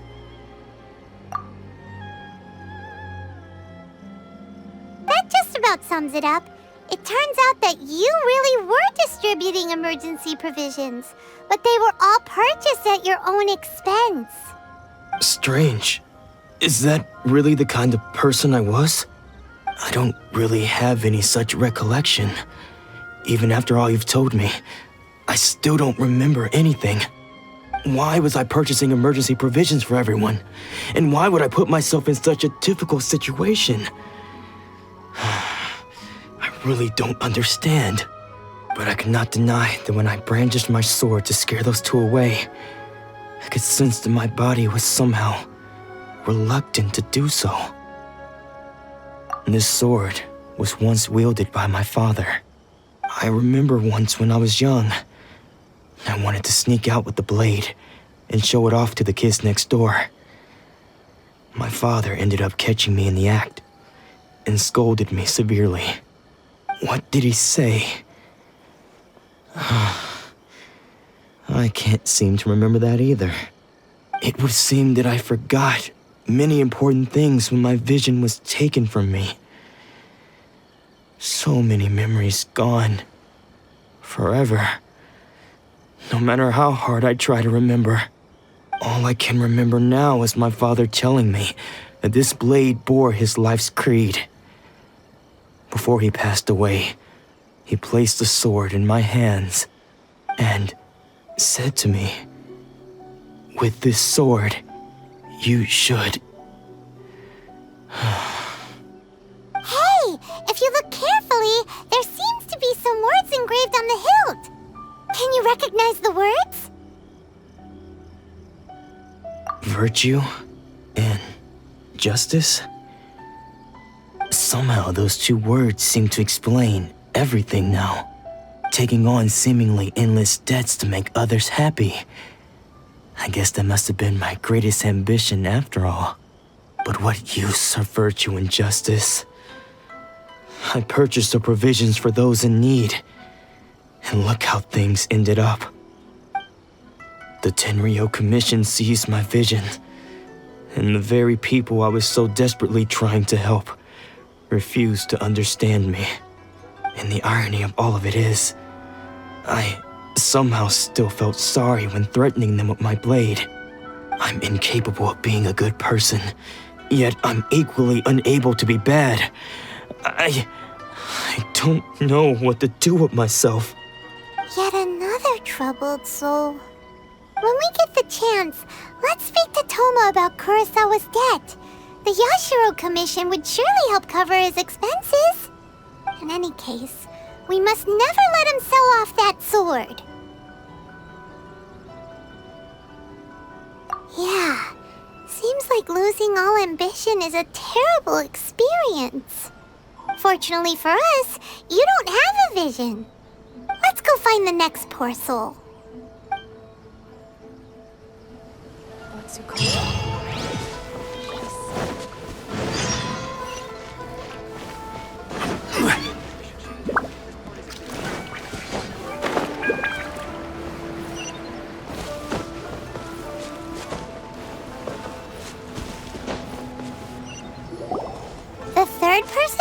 your vision taken is supposed to be a famous swordmaster around these parts.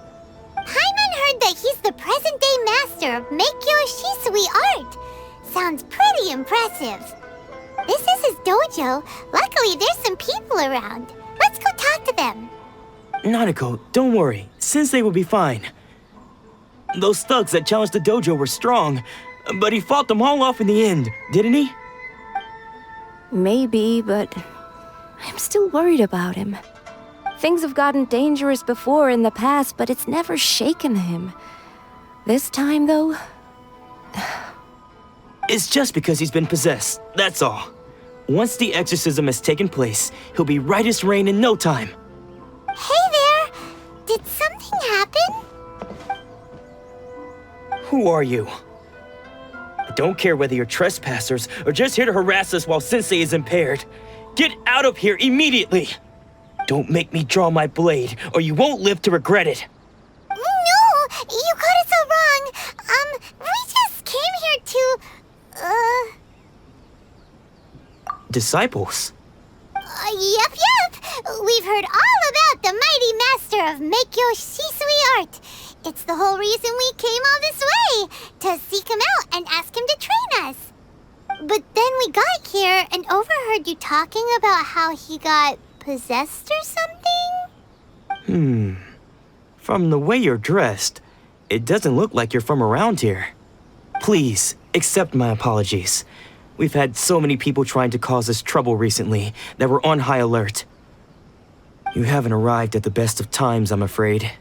Sensei got possessed recently, and he's still recovering. He's not able to take on any new disciples for the time being. I see you are earnest in your pursuit. Okay, how about this? My fellow disciple Nanako and I will explain Sensei's situation to you in a little more detail. Then you can decide whether to stay or to leave. Sensei's name is Domon, a name I'm sure you've already heard. Though self-taught, he mastered the art of the sword to a high level. He then proceeded to defeat many other prominent swordmasters, never losing a single fight. He once said that his goal was to become the best swordmaster in the world. And so, even while training us, he continued to hone his own art. His fervor truly inspired us, and we trained hard, determined to keep up with him. But then... Not long ago, Sensei had his vision taken away. He hasn't been the same since. He says the strangest things over and over, and he refuses to let us train. Junya and I have discussed it, and we both think that he's being possessed by an evil spirit. So we've asked the shrine maidens from the Grand Narukami Shrine to perform an exorcism. But if I'm honest, I still have my doubts over whether he'll completely recover. The Grand Narukami Shrine? What's that? You haven't heard of it? It's the largest shrine on Narukami Island. The head shrine maiden is reputed to have very close ties with the almighty Shogun herself. Not that we'd have any means of involving the head shrine maiden, of course. But even one of the ordinary shrine maidens from the Grand Narukami Shrine would have clear power and authority to perform an exorcism. So don't worry, Nanako. Sensei is going to be just fine. The exorcism will take place this evening. You're both more than welcome to come and watch if you're interested. So, losing your vision can cause possession? Guess we should come back this evening and see for ourselves.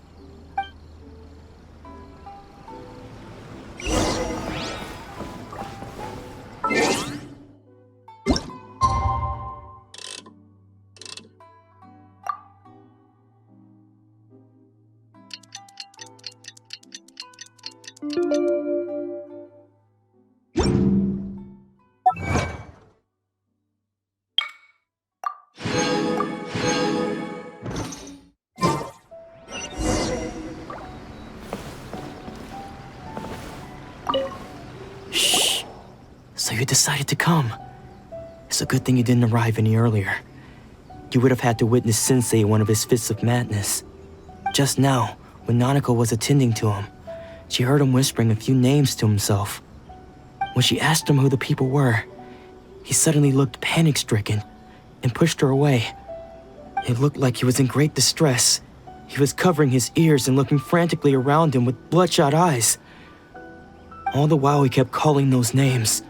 Some of them we knew, others we didn't recognize.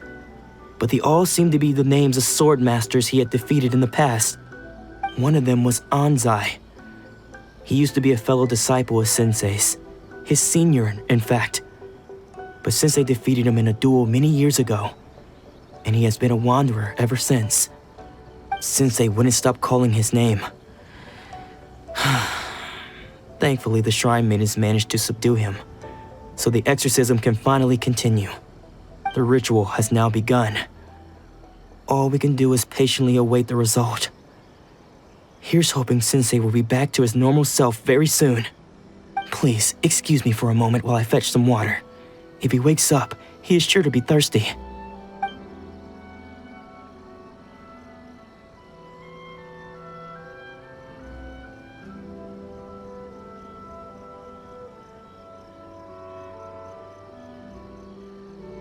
Huh?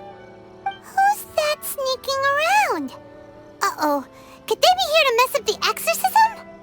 We won't let them get away with it. Come on, let's go after them.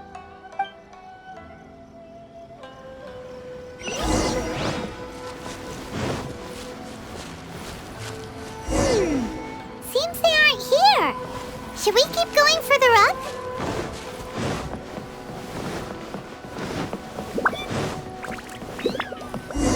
Is this definitely the right place? Let's look a little further up. Aha! Suspicious person sighted! That's gotta be him! How did you catch up with me so quickly? Are you sure you're Domon's disciples? You move even quicker than he does. Unless... I guess it's been a few years. Maybe his skills have improved again. Excuse me? We're the ones asking the questions here. First off, who are you? And what are you doing sneaking around these parts? You seem like bad news, mister. Bad news? I'll have you know I trained side by side with Domon back in the day, long before you ever showed up. I don't care to talk about that time anymore. But if you must know, I am Domon's senior. His senior? Wait, that means you must be... Anzai? Yes, that's me. Because I don't wish to see Domon or anyone else associated with him ever again. When we were young, we trained under the same Swordmaster, studying Make-Yoshi Sui art together.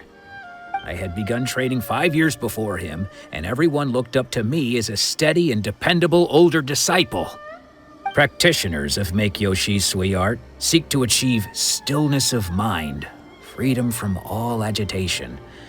So the majority of disciples are indifferent to rank and reward. I was no exception. But Domon was different. The first thing he did when he joined was go straight to our sensei and ask him, with a beaming smile on his face, how to become the best in the world. Sensei scolded him and told him that the art of the sword should not be used for such vain ends.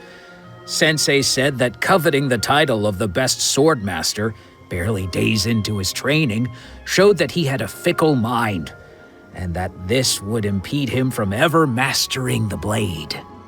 I thought so too at the time, but Domon began making swift progress in his training and even started catching up with me. Only then did I realize that it was Domon who had long since freed his mind from all agitation. He was consumed by his singular desire to become the best in the world.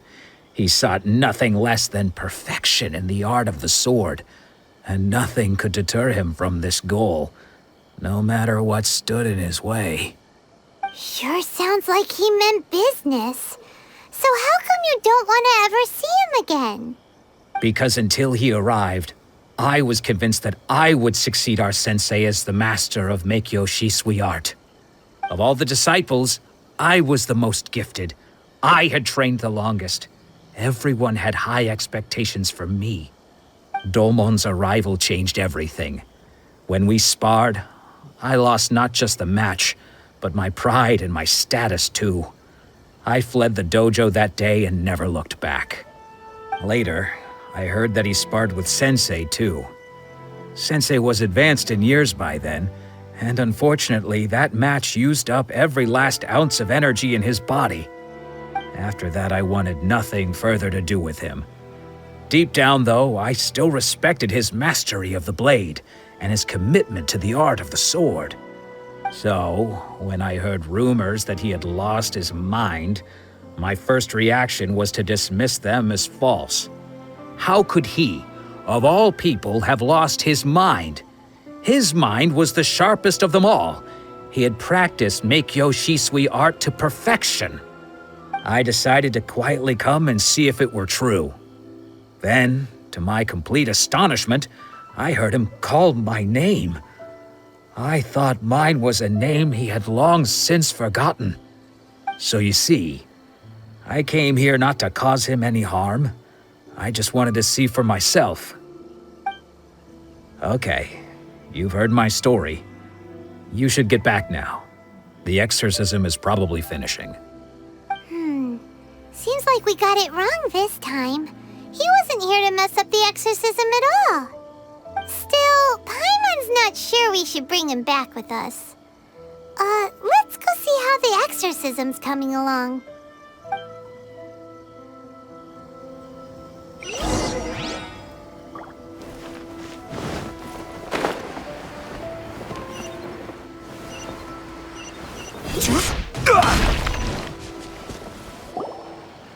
What?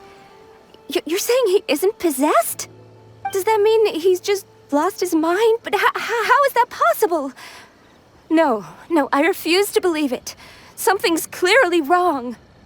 Nanako, please. Try not to get agitated. I am sorry. With what powers I have, I can find no sign of any malignant spirit having possessed Domon. But spirits may take a myriad of forms in this world, many of which I cannot claim to have witnessed myself. Thus, I dare not rule out possession with complete certainty. And all is certainly not lost, for I received word not long ago that Lady Yae has taken an interest in your sensei's case. Lady Yae? Is that the same Lady Yae that I think you mean? The head shrine maiden of the Grand Narukami Shrine? That's wonderful news! Then Sensei will be sure to recover. Correct. Lady Yae is most knowledgeable indeed, and has abundant experience in the exorcism of evil spirits and aversion of great calamities. I am unable to say for certain whether an evil spirit has possessed your sensei, but Lady Yae can give a conclusive verdict.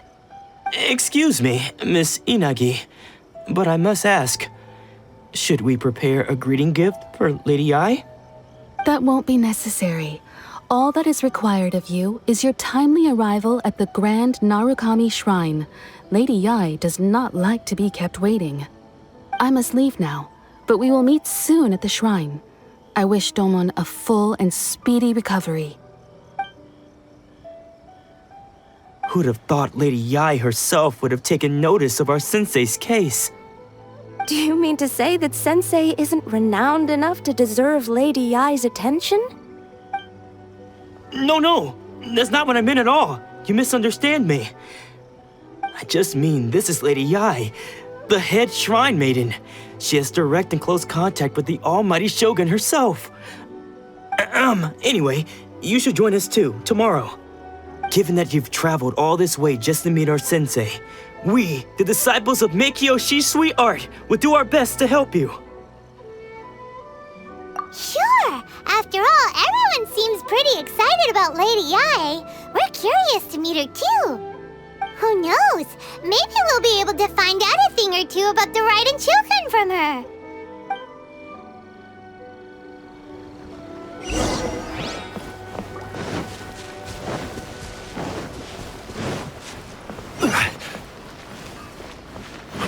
Please.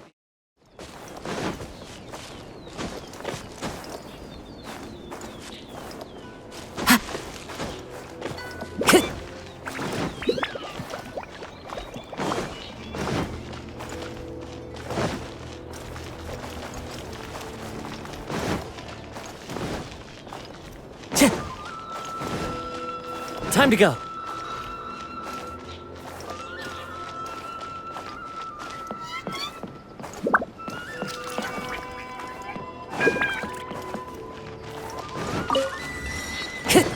Time to go.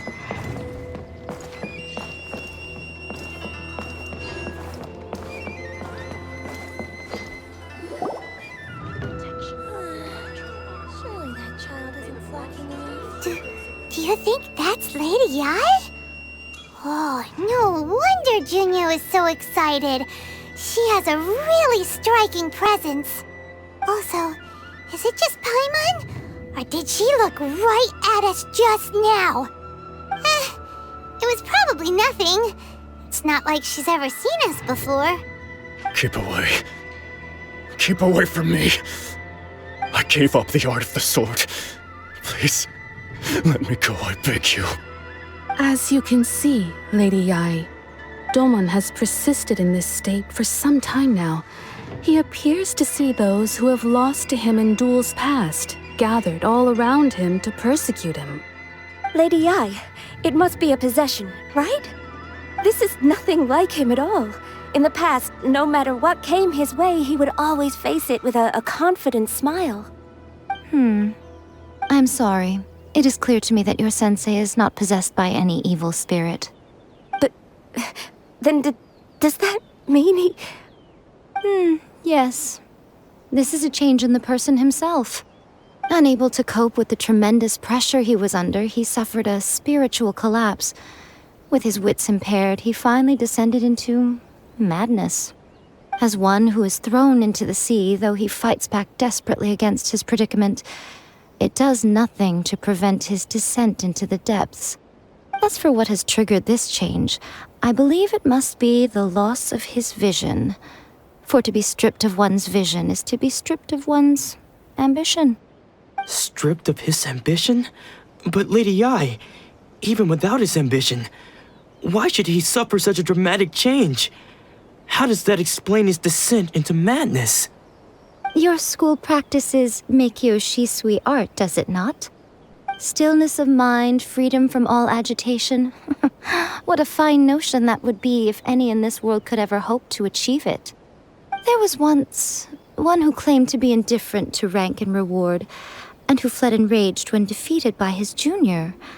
And then there was an aged swordmaster who was aggrieved enough that he crossed blades with a disciple he himself had taught. Then, what of the one who crossed blades with his own sensei and beloved fellow disciple, and defeated them both? Can one truly remain unagitated, of still mind in moments such as these? Lady Yae, I'm not sure I understand. The path of the Swordmaster is filled with twists and turns. It is no small undertaking to pursue the position of greatest Swordmaster in the world. It requires one to take their sword firmly in both hands and cut down the hopes and dreams of others, even those of one's closest companions. Only a deep commitment to his ambition to become the best made it possible for him to rise above the pain of these encounters, to focus on the way ahead. When that ambition disappeared, he began to doubt himself. As he battled his growing anxiety, he slowly descended into the state you see him in now. Much like a certain fatally flawed friend of mine. Poor Sensei. To think he's been suffering so greatly. I'm sorry. It's all my fault. Father, Sensei, Onsai. That's enough. Huh? Isn't that Onsai? Where did he come from? Did he follow us the whole way here? Onsai, why are there two of you? Is that you or a ghost? You're here for revenge, aren't you? I knew it would come. I never should have. You're right to assume that my feelings towards you are far from kindly. But I didn't come here to settle a score. It's been so long now that I made peace with it years ago. You did nothing wrong that day. I couldn't face the humiliation. That's why I ran. I don't think most of the people you beat along the way would hold it against you. On the contrary, When you cut our ambitions short, we entrusted them to you, in the hopes that they might carry you further. Now I know that we can't place our hopes in you any longer, since you've been stripped of your ambitions too. But that is no reason to strip them of theirs. Follow the way of the sword all the way to the highest peak. You taught them that, didn't you?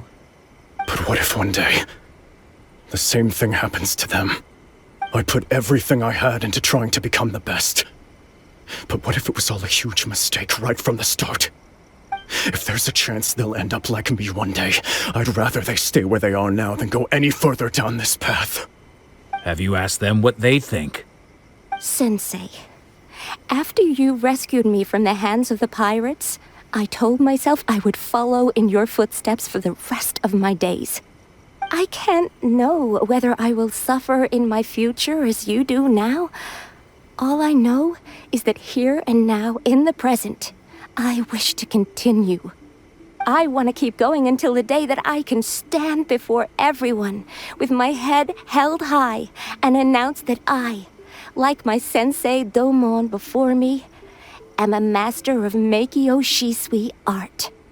Nanako's far from the only one. Actually, all of us think that way. Goodness. Well, You see? You can place the ambition you once had in their hands. Being stripped of your ambition is something that's never happened to me, so I can't claim to understand it. But I do know what it feels like to have your ambitions crushed. That's what happened on the day that you so effortlessly defeated me. So, just as I once placed my ambitions onto you, it is time for you to release yours into their custody. You are not in the same position that I was. When I left, I had nothing to my name. But you have a great number of worthy disciples. I understand. I'm sorry to have made you worry for me, and for the state of Meikyo Shisui art. I no longer have the resolve to become the best in the world. The emptiness and suffering inside of me will not abate, so I cannot hope to still my mind and be free of agitation. But as your sensei, I shall commit to imparting unto you everything I have learned in my life so far. This is my promise. And I humbly ask Anzai, my senior, to hold me to my word. You can count on that. I'd be checking in on you occasionally anyway, just to make sure you hadn't lost your mind again. But I am now used to the life of a wanderer. I do not belong in the dojo anymore, so I will simply stop by once in a while to make sure you aren't cutting any corners with them. Well, don't just stand there staring at me. Say thank you to Lady Yae and then get yourself back home.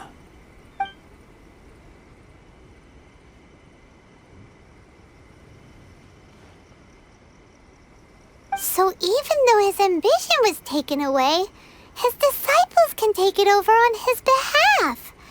Guess that sort of solves this one, huh? Traveler, a moment, please. Lady Yae has some words for you.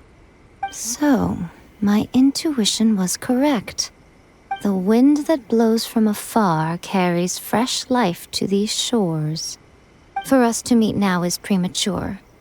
Nevertheless, you set foot on these islands at precisely the right moment.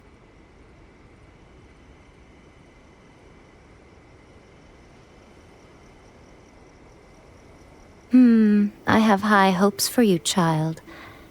Don't disappoint me. Ooh, Lady Yae seems to have taken a real interest in you. She seems super mysterious. Paimon's so curious what she really meant by all that. We can come back to it another time. For now, we should go report back to Miss Kamisato.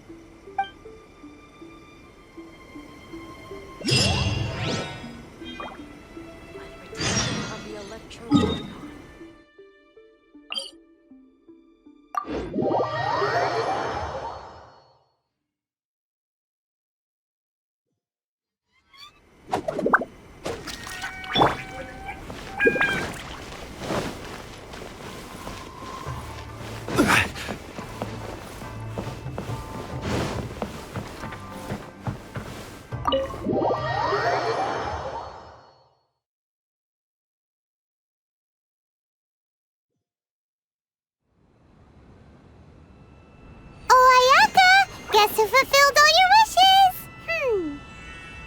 Huh? Ayaka! Huh? Huh?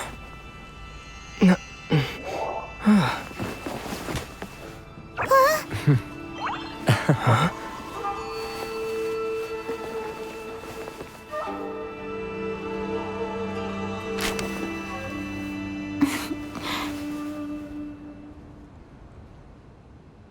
Traveler, Paimon, it is a pleasure to finally meet you both face to face. I have heard all about how you helped our 3 friends. My sincerest thanks to you. Yeah. Short of getting them their visions back, it seems like there's no way to really help them. Ayaka, how come this time you get to come out and meet us in person? Because now that you have done the 3 things I asked of you, I consider you to be my friends. As you will observe, I dispense with the screen for Thoma also. Ooh, wait a second. But isn't Thoma your, servant? Paimon's happy to help and all, but Paimon sure as heck did not sign up to be a servant. Oh. Paimon, you are most entertaining. Thoma is first and foremost my friend, and was so before he ever became my attendant. Oh, okay then. Ayaka, you seem pretty different out in the open compared to how you are behind the screen. Alright, we can be friends. Thank you both kindly. Back to the matter at hand. You have now witnessed the pain of those deprived of their visions. What are your feelings on what you have seen?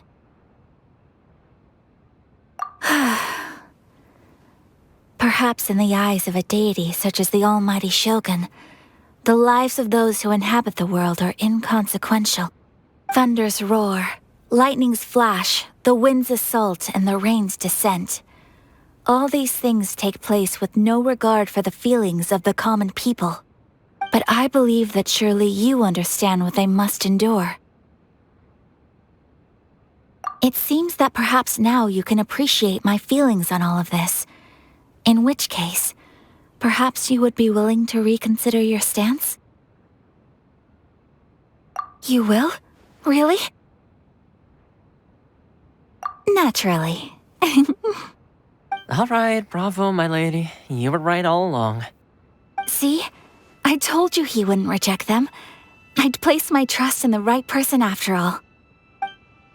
Now then, given that the remainder of our discussion pertains to matters of a more confidential nature, perhaps we could move to the Komori Tea House? We ought not to involve other members of the Yashiro Commission.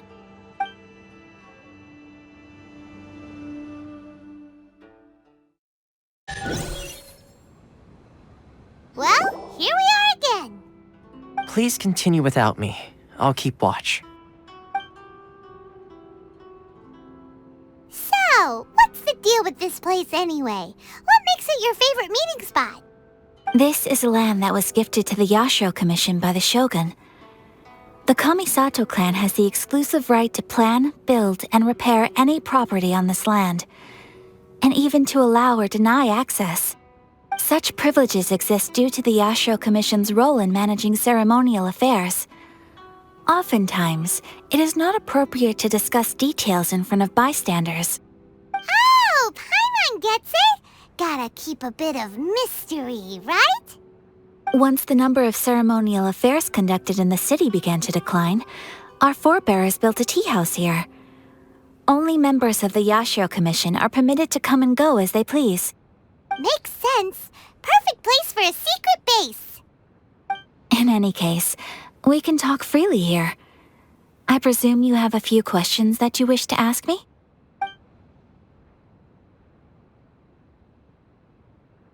The almighty Shogun. I've seen her on but only a few occasions, most of them formal ceremonies. She inspires awe, commands respect, and exudes a sense of absolute authority. But as I recall, there was something else about her that struck me even more deeply. It was her almost complete lack of any emotion. In that sense, she appeared to me to be less of a ruler and more of, well, an executive official, I suppose. Focused exclusively on her single goal of implementing eternity, acting accordingly without feeling. The issue is this. For the vast majority of people, the Vision Hunt Decree is something that has no implications whatsoever. After all, it is but a tiny minority of people who receive visions. Moreover, it is not unknown for visions to spark jealousy in others. Because of this, the attitude of most people towards the Vision Hunt Decree is one of indifference. How can they be like that? Paimon's getting mad. Nevertheless, in addition to us, there is also the resistance on Watatsumi Island. Resistance? You mean like an army fighting against the decree? Yes. Many who have lost or fear losing their visions have rallied together under Sangonomiya on Watatsumi Island to form a resistance group. To say a little more about Sangonomiya, historically, there has always been some conflict between them and the shogunate of Narukami Island due to their different belief systems. But I do wonder whether there may be some other agenda behind their resistance movement, beyond merely fighting the Vision Hunt Decree. Of course! We have tried on numerous occasions. Unfortunately, each time a proposal to repeal the decree arrives at Tenshukaku, it is promptly vetoed by both the Tenryou Commission and the Kanjo Commission, and subsequently scrapped. They invariably adopt a stance of unconditional support for the Shogun's decisions. They have no interest in discussing anything. It almost makes one wonder whether they had a hand in the Shogun's sudden decision to issue the Vision Hunt Decree. Ooh, Paimon has a question though! Oh? What would you like to know, Paimon? Have you got a plan yet to fight the Vision Hunt Decree? To be honest, we do not. What? Please, do not forget that challenging the Vision Hunt Decree is tantamount to challenging a deity. Coming to terms with that is already a difficult step to take. So what are we gonna do? Well, for the moment, all we can do is try and reduce the harm that is being caused by this decree. For example, by providing vision bearers with safe refuge, or manufacturing counterfeit visions for them as a contingency measure. You're telling Paimon that there are people out there who can make fake visions? Don't underestimate the talents of the craftspeople in Hanamizaka. To the naked eye, their counterfeits are indistinguishable from the genuine article. The problem we are facing right now is that Master Masakatsu, who was providing us with counterfeit visions, has recently been arrested by the Tenryou Commission. Darn! So they found out about it? Ugh. Yes. We knew it was not a long-term solution, and that it was only a matter of time before it would be exposed. But we cannot simply abandon Master Masakatsu. Exactly. I feel the same way. But given mine and Thoma's identities as part of the Yashiro Commission, breaking him out of prison would risk dragging down the reputation of the entire Kamisato clan should we be caught. That would only serve to cast suspicion on any future activity we might seek to attempt. By no means do we intend to place the burden of such a task on your shoulders alone. When you are ready, go to Hanamizaka and look for a fireworks shop run by the Naganohara family. There, you will find someone who can help you.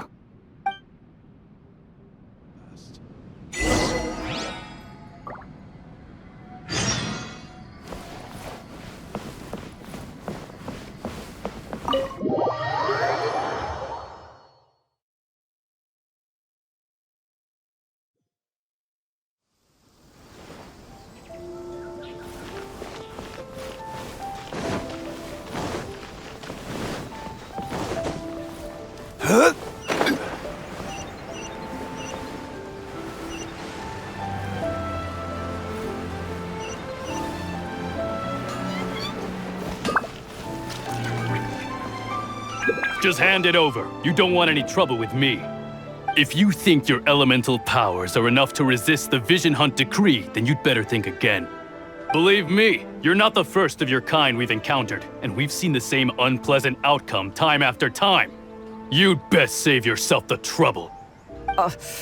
Can't you make an exception? I just got this vision. I won't even use it, I promise. So this is the Vision Hunt decree in action, huh? We can't just sit around and watch things unfold, can we? Psst! Hey, wait! Huh? There's someone trying to get our attention. Come on, this way. What's going on? Can't you see we need to go help? Shh, quiet. Just sit tight and watch for a moment. Hey, this isn't right, you know. Just because you don't have a vision doesn't mean you can sit back and watch others in trouble. Huh? Hey, wait! You do have a vision! Shh! If you don't keep your voice down, I won't have one much longer. All right. Here, take it. Wise choice. All right, let's go. What should we do now? He's already given up his vision. Doesn't he know what could happen to him after losing it? This is your fault. You're the one who stopped us from interfering. Many thanks, Miss Yoimiya. If you hadn't swapped me a fake just now, I'm sure I would have lost it. No worries. You put on quite the convincing performance. Oh, so that's what's going on here. And to think Paimon was about to unleash Paimonial wrath on Miss Yoimiya. Sorry about that.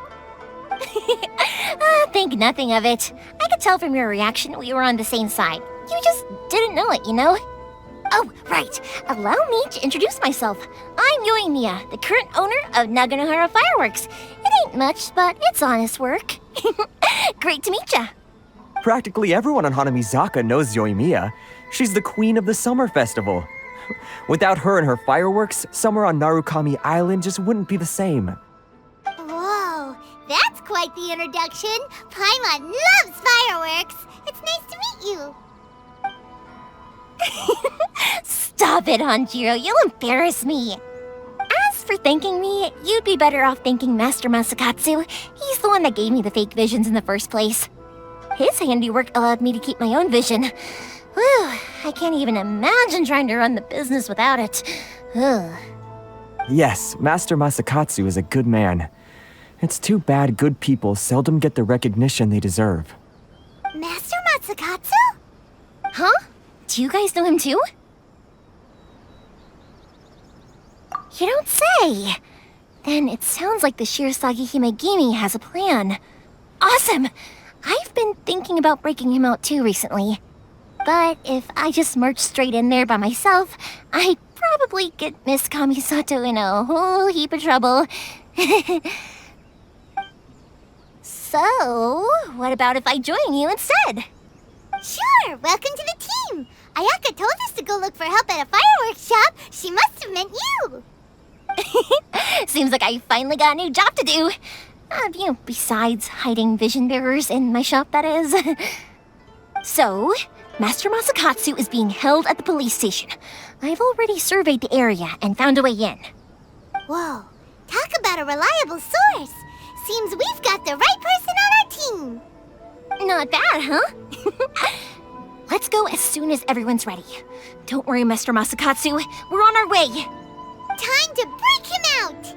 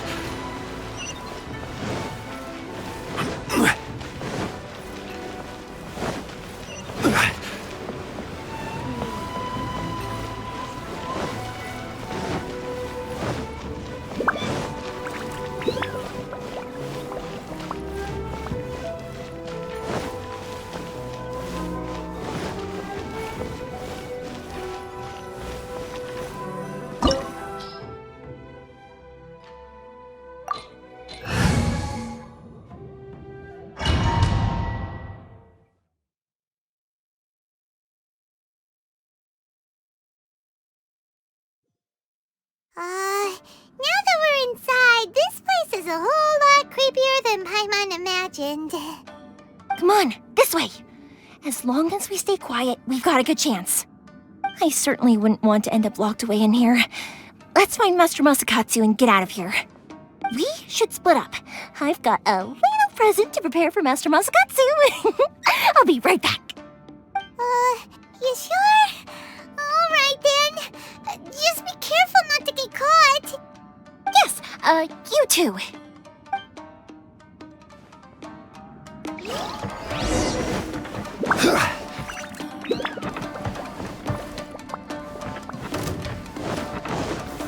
Solidify! Let's light it up! The wind knows me.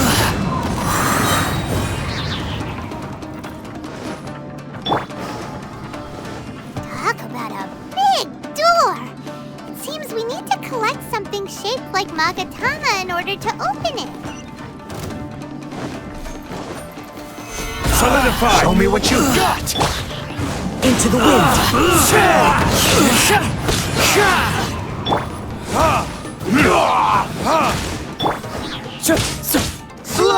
The wind knows me.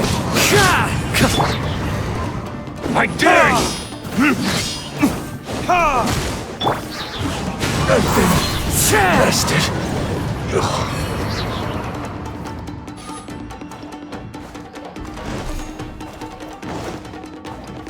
Time to go.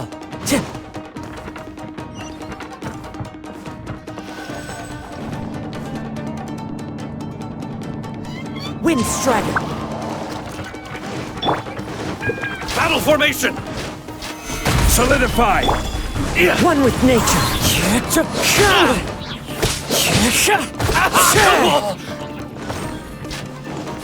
This wall looks a bit odd. Maybe there's some special trick to it. These guys seem a lot tougher than usual. Paimon wonders if that armor over there has anything to do with the source of their strength.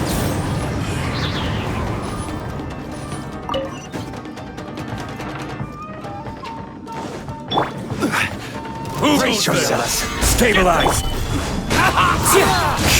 Clouds high. The birds call.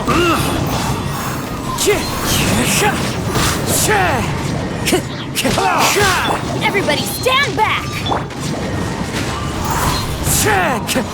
Order guide you. I need to strain harder.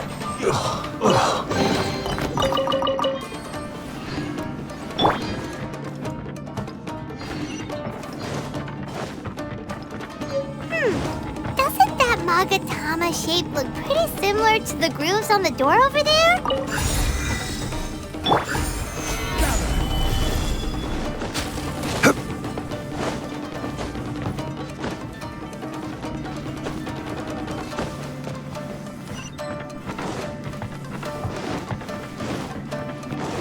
Brace yourself. A lesson. Solidify. Show me what you've got. Into the wind. Fallen leaves, adorn my night. The wind knows me.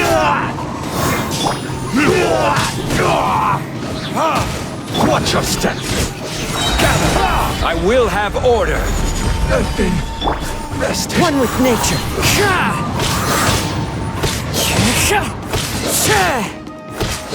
I need to train harder.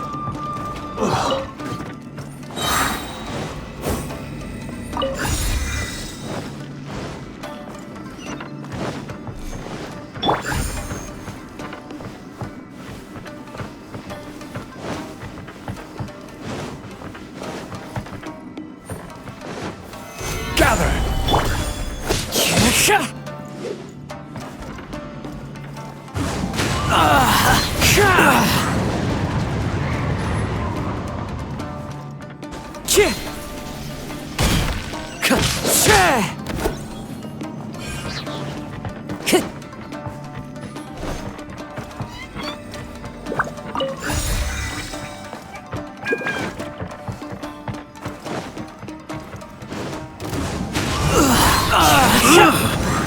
Solidify!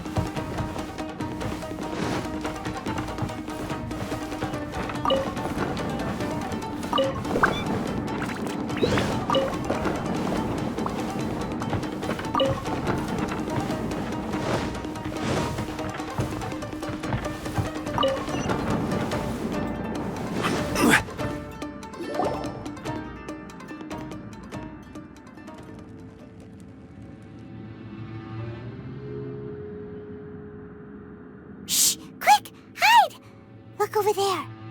That must be Master Masakatsu. Did you really think that little trick of yours could fool us? Locking you up was just the beginning. No! Oh no! Those Tenryou Commission brutes are torturing him! If we don't come up with a way to break him out fast, then... Huh? Yoimiya, when did you get back here? I can't bear to watch. If anything happens to Master Masakatsu, our whole plan will have been for nothing. Hey, you there! What are you doing? Ma'am.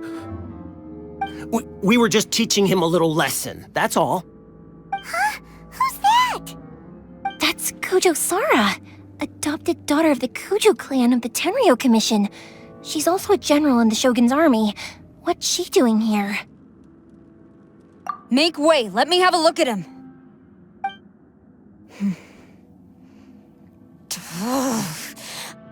I'm sure you're well aware that torture is strictly against military regulations. Yes, ma'am. If you are unashamed of such disgraceful action, then you are also unworthy of the Tenryou Commission itself. Do I make myself clear? Yes, ma'am. It won't happen again. Oh, Paimon sure wouldn't want to get on her bad side. Hey, this is our chance. Let's move while they aren't watching Master Masakatsu. Yoimiya, are you sure now's the right time? Who is that? Quick, go and investigate. Yes, ma'am. They're coming! Quick, hide! Sorry. I didn't mean to. Don't worry, I've got us covered. Time for my little present.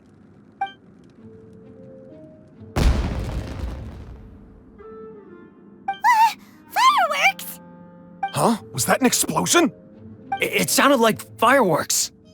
Quick, let's hurry!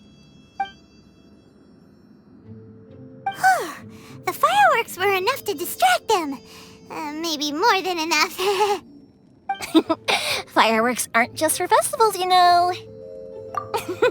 I was particularly proud of this batch. I decided to. Whoa! Yoimiya, this is turning into a bit of a fireworks display. Well, fireworks are my craft after all. Every batch has to be spectacular. Look, the coast is clear. Now's our chance.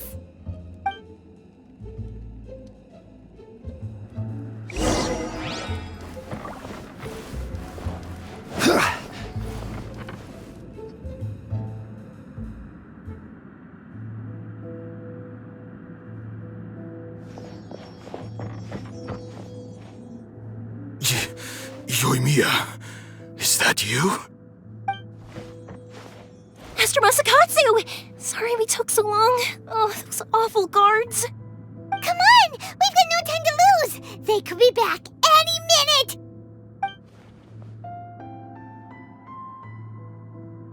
Oh. Yes, leave, before I let my judgment get the better of me. He's in serious condition. Be sure he gets immediate medical attention. But remember, once he's recovered, it won't be long until I bring him right back. Well... You can bet we'll do all we can to keep that from happening. Leave this place.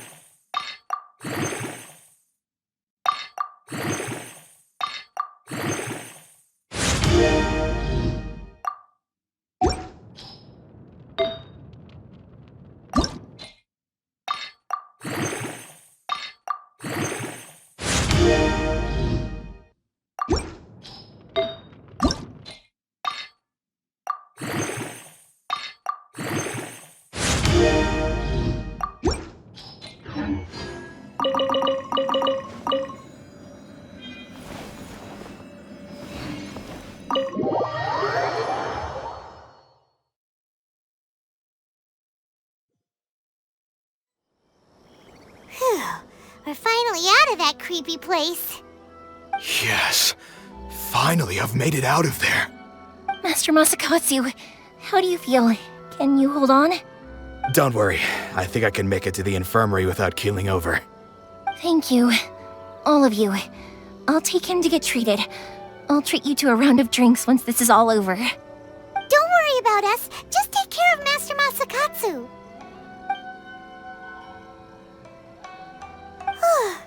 Good thing we were able to rescue him. Right, Kujou Sara. Do you think she was making up for how the guards were treating him? It seems as though there are some okay people among the ranks of the Tenryou Commission.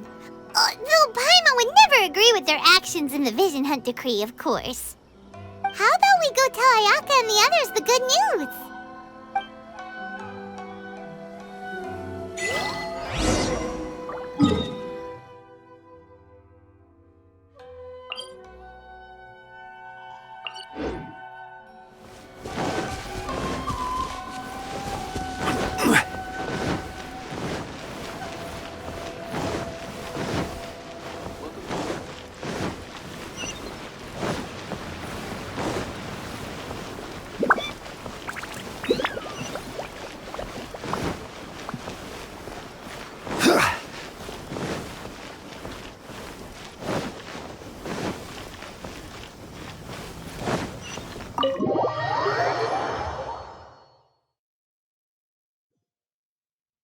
I see.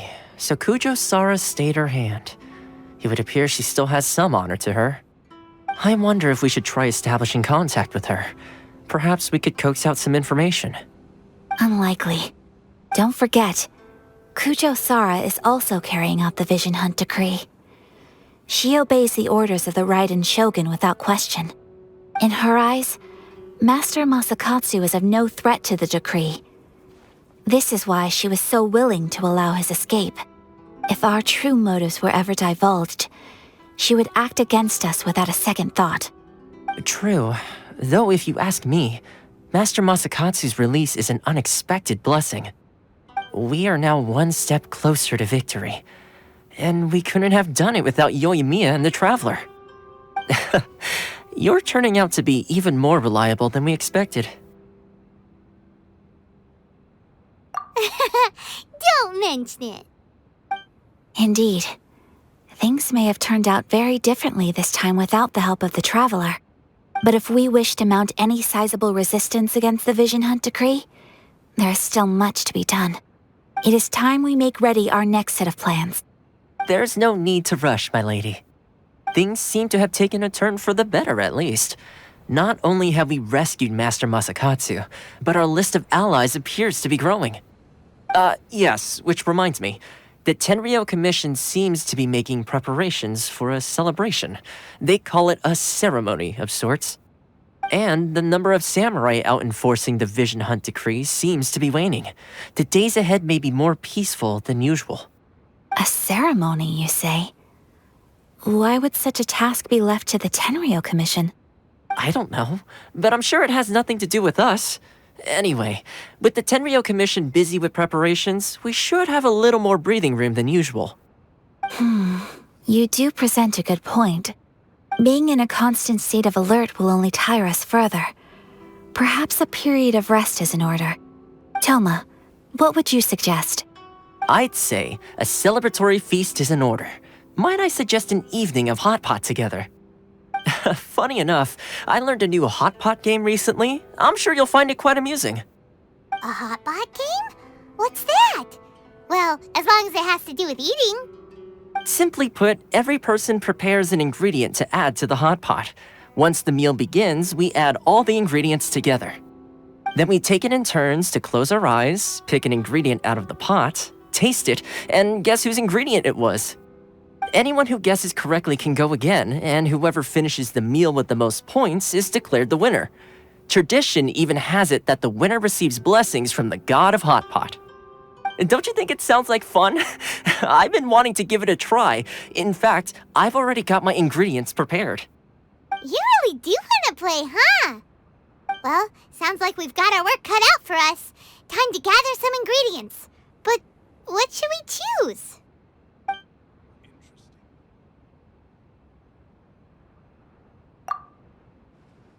see what we've got here. Fresh fish fillets, shrimp, bamboo shoots. Nice! You can't go wrong with these. Paimon can't wait. Paimon never thought we'd be the only ones to actually put anything edible into the pot. Don't go wasting the rest now. This was possibly the scariest looking hot pot Paimon's ever seen. Fortunately, Thoma ended up eating all the weird stuff. Yeah, you can say that again. But hey, at least I got the most points. Oh, wait a moment. That doesn't feel good. I'm afraid it's your own fault for adding all those strange ingredients, Thoma. The soup flavor wasn't quite the same afterwards. Even with the Traveler's normal ingredients, I still couldn't guess any of them correctly. But weren't you the one who added those little cakes, Ayaka? I think the Traveler ended up eating one. Boiling cakes in hot pot? Ugh. Think of the texture. I must apologize. To be perfectly honest, I thought the cakes would be a tasty addition. Uh-oh. I'm definitely not okay. I need to lie down.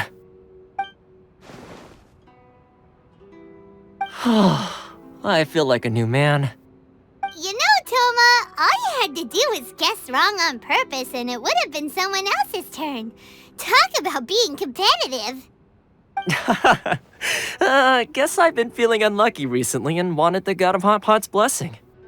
Perhaps I did get a little carried away. Still, I couldn't be beaten at my own game first time around. I think my luck has already taken a turn for the better. I can sense it. So without further ado, I hereby declare that the winner of today's Hot Pot Challenge is me. Oh, brother. Good effort, team. Another important job taken care of. Next on the agenda, some well-earned rest and relaxation. Yes. If the Tenryou Commission truly is as busy with preparations as Thoma claims, then some rest would be a welcome change of pace. And with the extra time, there are some other matters I wish to attend to. Let's all take some much-needed time off. After a few days' rest, we'll reconvene at the Komori Tea House and discuss our next operation. Downtime is hard to come by these days, so be sure to make the most of it. I'll tidy things up here and start thinking about our ingredients for our next round. There's gonna be a sequel? Sure, why not? We should play again now that everyone knows the rules. I'll see you all later. Bye, Thoma! Seems we won't need to be visiting the Komori Tea House for a while. Why don't we go explore some other places?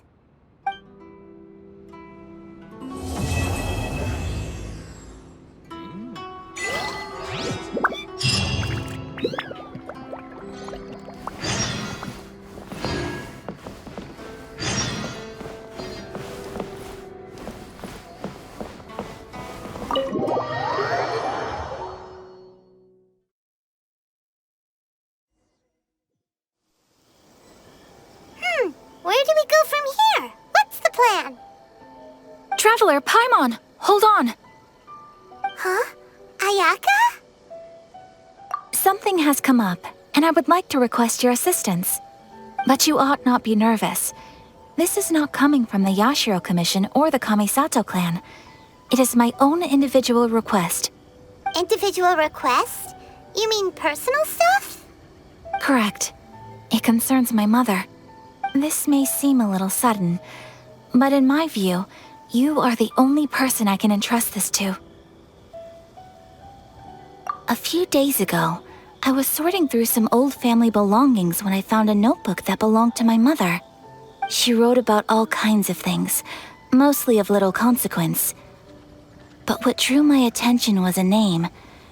It is one that I have never heard before, so the fact that she mentions it so frequently, it makes it difficult for me to ignore. Probably your mom's best buddy, right? Never. And although my mother and father passed away many years ago, both my brother and I are familiar with the vast majority of their acquaintances. So, I am very curious about this mysterious individual. I would very much like to meet them. According to the notebook, their name is Tsubaki. This seems to have been someone very important to my mother. Someone with a lot of personality, who liked to have fun. Paimon thinks it sounds like a girl's name. That's what I thought too. So what do you want us to do? Do you need us to find her for you? No. Her address is given in the notebook. We can head straight there. I wanted you to assist me with the preparation of greeting gifts. Please keep everything I have told you in strict confidence. The proper course of action would be to involve my brother and visit her together, but he is terribly busy at present, and on a more selfish note, I don't wish to involve anybody else from Inazuma in this matter. Exactly. That, and you are also a kind, well-mannered person with a genuine concern for other people. Not to mention trustworthy. I would not feel comfortable with anyone else in this situation. You can count on us! We've done greeting gifts before, so we should be able to help. In terms of payment, just treat us to some delicious food and we'll be more than happy. Wonderful! In fact, I was hoping to take this opportunity to show you both around, if you don't mind, of course. Oh, we don't mind. We don't mind at all. Do we? Thank you kindly. Shall we head off then? Ogura Textiles and Kimonos is our first stop. All right, sounds great.